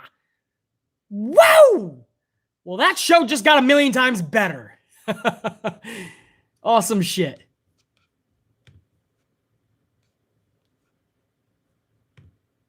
Anyway. Up next, we have a really good backstage segment between Rhea Ripley and Liv Morgan. Ripley telling the truth about her booking. She straight out said, since I got here, it started pretty high, and then all of a sudden, I'm in these weird tag teams. Looking like an idiot, basically, is what she said. And that's what BC said from day one. And you have the people that go, nah, BC, you're just being harsh. Well, what do you say when the actual talent is saying that in their promo? Yeah, it's no more BC's the bad guy. Which I am. I'm fine with that, by the way. But let's not act like fucking Rhea Ripley was being booked correctly either. She wasn't. Odd tag teams is what everybody has been in for the whole last year. AJ Styles and Omos. Matt Riddle and fucking Randy Orton. Nikki Ash and Rhea Ripley. Rhea Ripley and Liv Morgan. So many weird-ass tags. Seth Rollins and Kevin Owens. Just because they don't know what to do with them individually. So I love how Rhea Ripley was telling the fucking truth. I've had ass booking and I've been an ass talent. And I'm done with that shit. And I love how Liv Morgan came out of nowhere and got revenge from Ripley's turn last week. Liv Morgan starts throwing fucking bows in on Ripley. Liv Morgan's fucking with ultra momentum. At least she had been beating or fucking around that time when she was in the Becky Lynch feud. The last month or two, she's been right back to Liv Morgan booking, which is shit. But she had all the momentum in the world. She's damn good at what she does. She keeps getting better and better. Liv Morgan is becoming fucking great. Becoming, not yet great, becoming. So give her the chance. I hope this leads to something really cool. A really good, volatile, physical, story-driven feud with Rhea Ripley and Liv Morgan. You got a few weeks to get to Backlash. It was hot and heavy last night.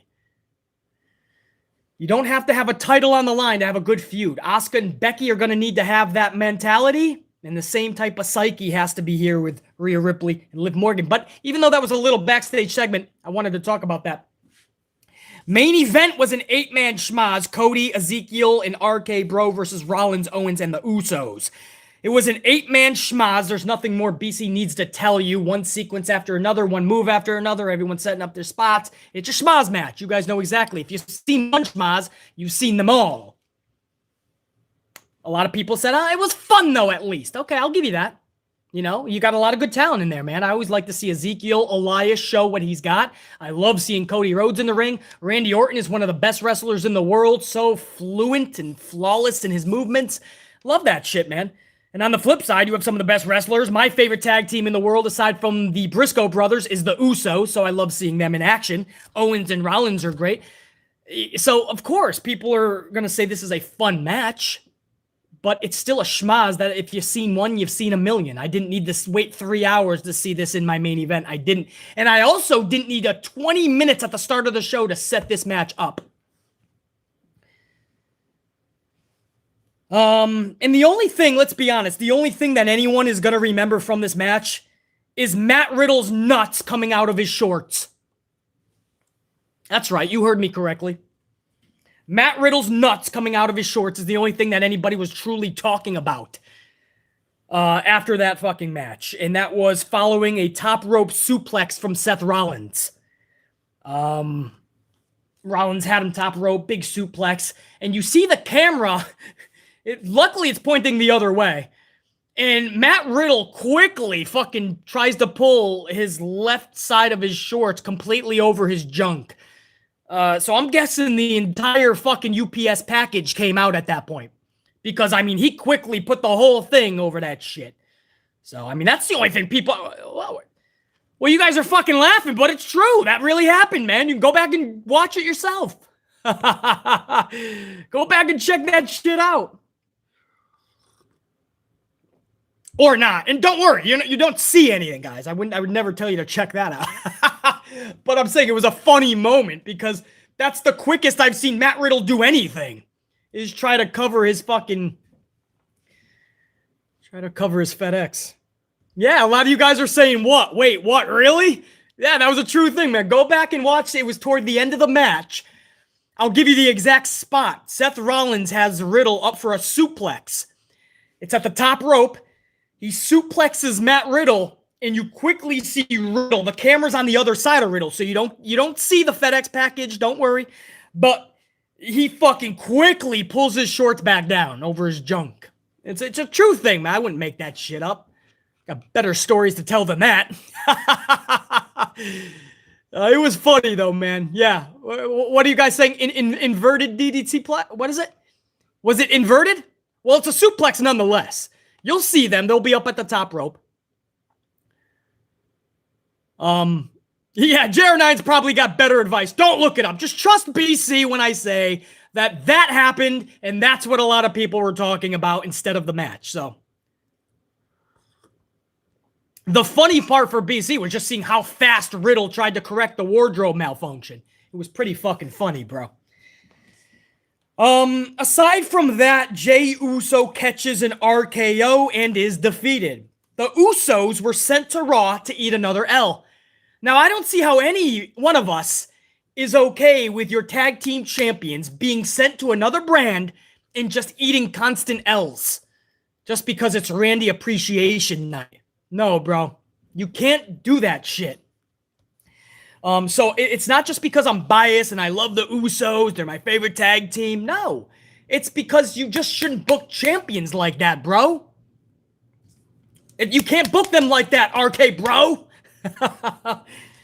So that's my big problem with that, man. The heels just look like geeks yet again. The heels look like complete fucking geeks. Owens is over there taking a second RKO from the night. He took one at the start of the night when they set up the 8-man schmaz at the beginning of the night. Owens just took an irrelevant, nonsensical RKO because Vince thought it would be funny probably.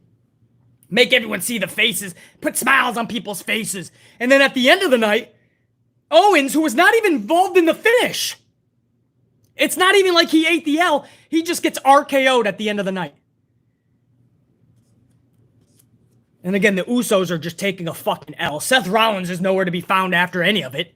I mean, it's fucking horrendous how the heels just look like fucking geeks, all because the new mantra in WWE over the last 5 years, especially over the last couple, is we put smiles on people's faces. Stop it. Stop putting smiles on people's faces. I said it before, I'll say it again. When Roman Reigns sent everyone home happy last week, which is not the first time he's done this as the biggest heel in the company, but he says, I respect all you guys. Thank you for coming out. I'm not supposed to say this. Don't post this on social, but drive home carefully. Thank you. Much love and respect.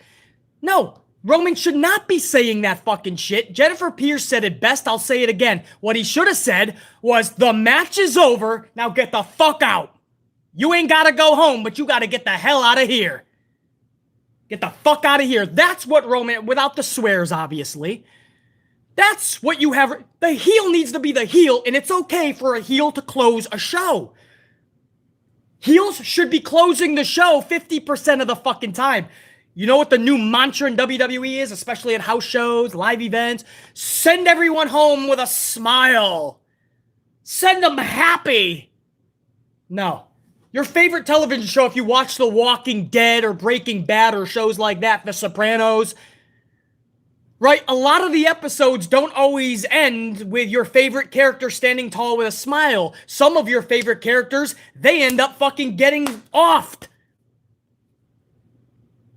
Fucked up shit happens to your favorite characters and the episode ends. But what does it make you do? It makes you more intrigued to see the next episode. Only in this fucking company can everything have to be about a smile. Keep chasing each other, run in circles. You're the Catering Crusaders. One of you are going to end up with the final roll-up and you're going to be the 24/7 champ. So all the running, all the marathon running will be worth it. And it's going to put smiles on people when they see you chasing each other. I'm going to put Randy and Matt Riddle together. You guys are going to scooter down to the ring, have Jeopardy contest, quizzes, scooter races. And it's going to put smiles on people's faces. Roman, you're our top heel, but can you do me a favor? Because we don't have a top heel, top face. Can you just send everyone home happy? Boss, I'm the top heel. Yeah, it's okay. Fuck it. They don't care. I don't even care. So Roman sends everyone home happy because fuck it. Put a smile on everyone's face. Hey, look it. It's Kevin Owens taking 2 RKOs in one fucking night and not getting anything in return. Fuck it. It puts a smile on people's faces. Hey, there's the evil Usos. Losing again. Champions. Fuck it. As long as we put smiles on people's fucking faces.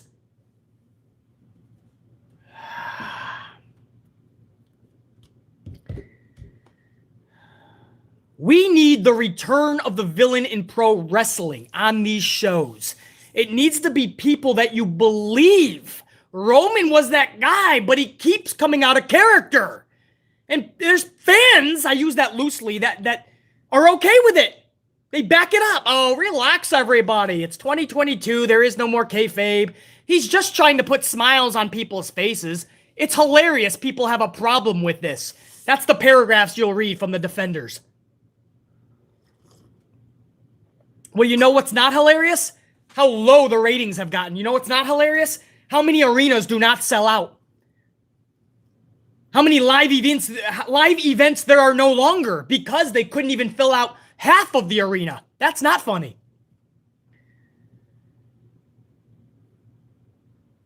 But we'll just defend this shit, right? MJF, I say it all the time. Thank goodness for MJF. MJF is one of the rare dudes that, whether it's social media, whether he sees you in the mall at an autograph signing, whether it's on TV or in the local supermarket, MJF is MJF. He's that fucking asshole heel that a lot of people want to fucking punch. And he's proud to play it. And it makes it real, man. It makes it more fun so that we can easily suspend the disbelief.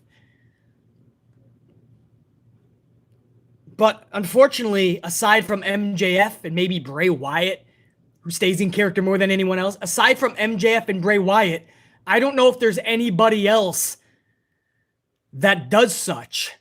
I'm not a huge social media guy. If you guys follow people or things like that, do you guys know of another name that is always in character? Jot it down.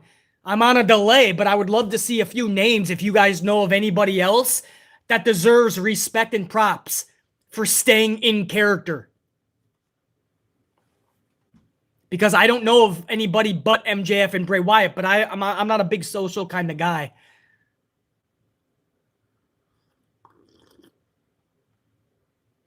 Doesn't look like you guys know of anybody. Bailey. Is Bailey that way? Is Bailey 24/7 just character? A lot of you guys are saying Bailey. No way. Really? Have I been not showing props and respect to Bailey?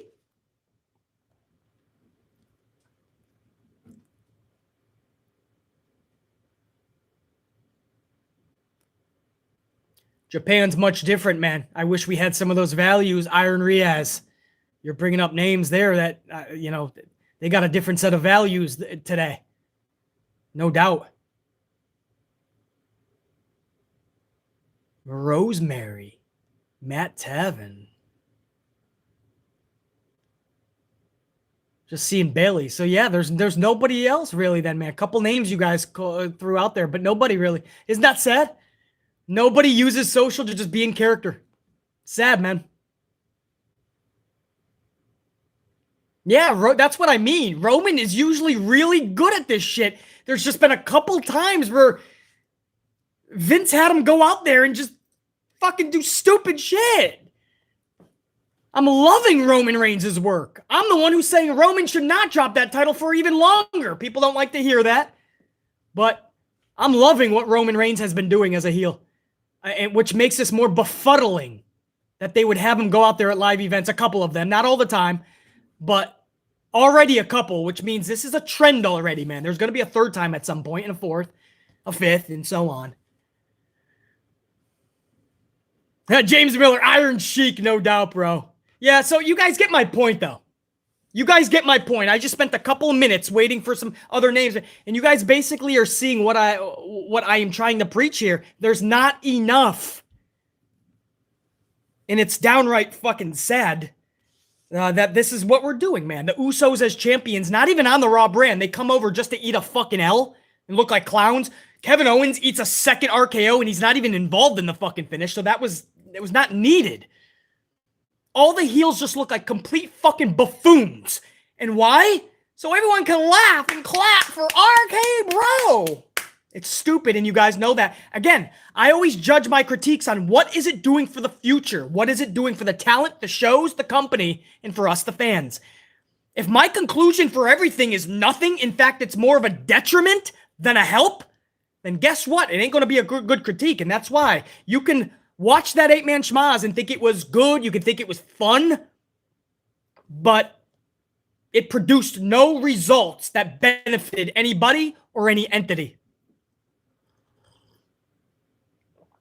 Keep rocking, man. We're almost at 300, man, live. That does it for the Raw review, guys. I thank you guys big time. It's been a wild 2+ hours. I can't believe it. Time flies when you're having fun or shooting the shit and talking pro wrestling, man. Time fucking flies, honestly. I feel like I could go another 3 fucking hours talking more wrestling, but you know what? I think headed toward 2.5 hours is good enough so you guys can go about your day. Try not to keep you here all fucking day.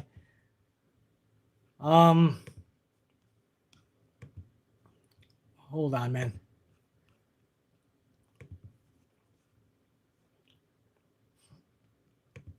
There was a couple of supers that I wanted to get to before I go off the air, man. And that's Derek Fleming Jr. with a $4.99. Derek Fleming Jr. Thank you, dude. Salute to Derek Fleming Jr. with that $4.99. BC met AEW roster at Revolution Weekend. Pained me to see that I was taller and bigger than half the roster. I'm only 6'2", 195. Yeah, Derek Fleming Jr. That's what I mean, man. I'm not throwing shade. They're talented. A lot of them are getting over organically, and that's awesome. But when it comes to people like BC, man, you know, if I ever come across people like that, the aura, the presence, it's not going to be there initially. Because it doesn't look larger than life. That's always a helpful thing to have. You know, and you're born a certain way. You can't really do too much with size. You know, just work on yourself, Finn Balor, for instance, he hits the gym, but he knew he was not a big dude. So he hit the gym. He controlled what he could control. Finn Balor went to the gym, got ripped, got shredded out. And then he created a character that became larger than life, even with his size. Finn Balor became the Demon. The Demon became larger than life. And that's why Dustin Rhodes tells the AEW locker room, for instance, don't concentrate just on your moveset. Concentrate on your character. Like a Darby Allin or an Orange Cassidy, they can get over organically. People like Orange Cassidy and his little character. They like Darby Allin. BC even likes both of those dudes. Will they ever be larger than life? The verdict is still out on that. But there's going to have to be a lot of improvement. If you're going to walk by Darby Allin in a mall, or Orange Cassidy, or a Jungle Boy, and your jaw is going to be dropped because you're stunned that you're in the presence of these guys. That's what larger than life means. You don't have to have the biggest muscles or be the biggest or tallest guy. Just work on your character, man. Finn Balor knew what he had to do. He did it. He became successful as fuck. Larger than life until he came back without the Demon. And then he just became fucking whitey-tighty, undie, smiling, pop collar Finn Balor. Derek Fleming Jr., dude. Appreciated, dude. And Flips won. $4.99. Flips won. I appreciate you, dude. Thank you for the super. Do you think a heel Cody would be good in WWE? Be fucking phenomenal, bro. But Flips won. I don't want to see it yet. I want to see Cody still. I want to see Cody still do a lot with this fucking face run. I want him to be booked properly. I want him to have a badass feud with Randy Orton. I can't wait till Orton turns on Riddle, becomes a diabolical heel again, and we can get that legacy feud that BC has been waiting for.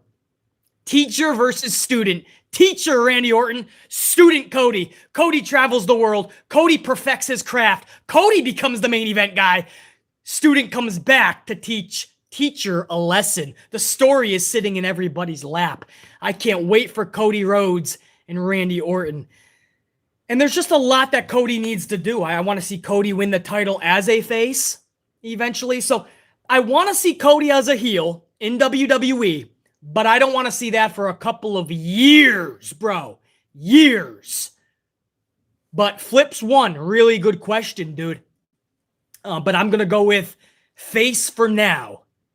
Heel a couple of years from now. I think that's better suited for Cody. There's just so much that Cody still needs to do on that roster.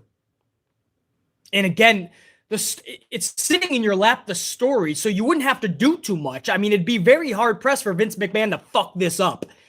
And you're talking about Cody and Randy Orton. I mean, they're going to make that story even more special. So, absolutely. Dave Mealy is going to end the stream with that. So it's fitting, man. One of my tried and trues who has contributed so much fucking coffee to the channel. Dave Mealy ends the stream with a $4.99. Dave, before I even read that, dude, salute, man. I wouldn't want to end it any other way, dude. Not that you need any verification, but Vince Russo even verified the same story that you told about Rock and Nick Khan possibly buying WWE. Oh, I didn't know that, Dave. But, yeah. I mean, it just seems to be where it's headed to me, Dave Mealy. I wouldn't doubt that one bit. Because everything that I am seeing with if Vince is going to sell, Nick Khan, the way he was brought in, when he was brought in, the relationship that he has with The Rock and Triple H, and The Rock show producer and runner, creator of Young Rock, the TV show on NBC, which is the sister of Nick Khan, all of this. Something is weird here, man. And Nick Khan has the keys to the whole city. Nick Khan gets to decide who gets to go, stay, how much money needs to be shredded, where we need to cut costs, what needs to be changed, rearranged, what looks more sellable. Rock buys the XFL, which is Vince McMahon's baby. There's no way he does that without Vince's blessing and Vince's something up with Vince. Not just the blessing of Vince, but something up with Vince is still going to be involved with XFL somehow when it's all said and done. Vince does not want to give up on the NFL dream. The XFL is his baby. The Rock just bought it. The Rock, you know he would have a piece of the fucking WWE pie. Vince McMahon, Nick Khan, Stephanie McMahon, Triple H have already admitted they've been receiving phone calls or been open to receiving phone calls for a sale. It just seems to me, I would not be shocked, and I am warning you guys not to be totally shocked if one day you hear that Vince has more involvement in the XFL somehow, and The Rock and Nick Khan with like NBC Universal as the biggest investors, they all just purchased WWE. Don't be too fucking shocked with that shit, man. Because that's the type of shit that could happen. So Dave Mealy, I mean, these are other, they catch a lot of shit, but Vince Russo, you know, and so many others that get a bad rap, they know a lot of ins and outs of the fucking business. They see things happening and something doesn't seem right to them. They're going to say that shit, man. Dave Mealy, man, appreciate it. Thank you for ending this shit the right way. Edge's new WWE stable gets the new name, Judgment Day. Did I bring that up or no? Well, Judgment Day is the new stable for Edge's fucking...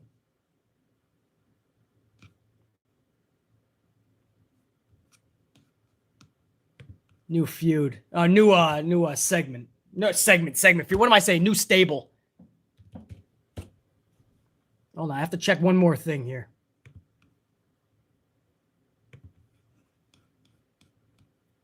You guys can take off. I just have to check something before I sign off.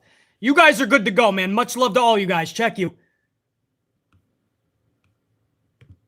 I just want to make sure there's no other topic I need to discuss right now in this fucking wrestling world. Hold on.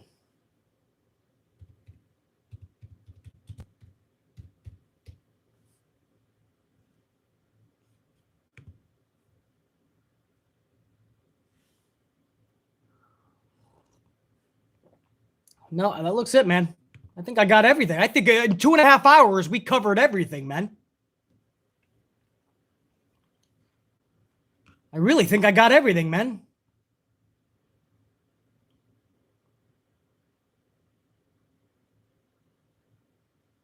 All right. Well, that's that then. I got everything. 2.5 hours it took. BC covered it all, man. So anyway, that's it, guys. Shit, I feel like I could go another 3 fucking hours, but that's not fair to you guys. You guys go about your day. Whoop that ass.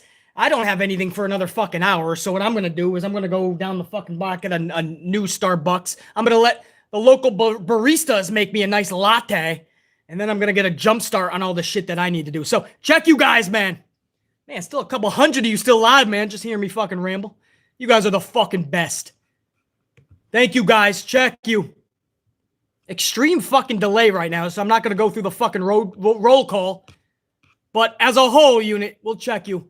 Thank you, man. Hey, dude, we're right there sitting near 300. Thank you for that, man. We're going to hit that within the next few minutes. I wanted to be around that 300 live, even though the tube doesn't promote these fucking live streams. Once this ends, the algorithm kicks in, and that's when thousands of people jump on board. So they're going to see that we had a lot of fun. Check you guys, man. I'm out. Wait, we got to do this the right way, though. We got to have fucking Sasha hit our motherfucking music. Hit that shit, Sasha. Hit that shit. Green. Yeah. Yes. Check you guys. Thank you so much, man. What a stream. 2.5 fucking hours. You guys are damn BC. I gotta pee. End the stream.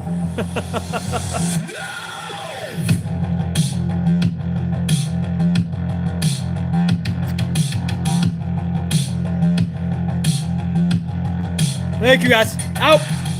Cut that shit. Cut it. We're out.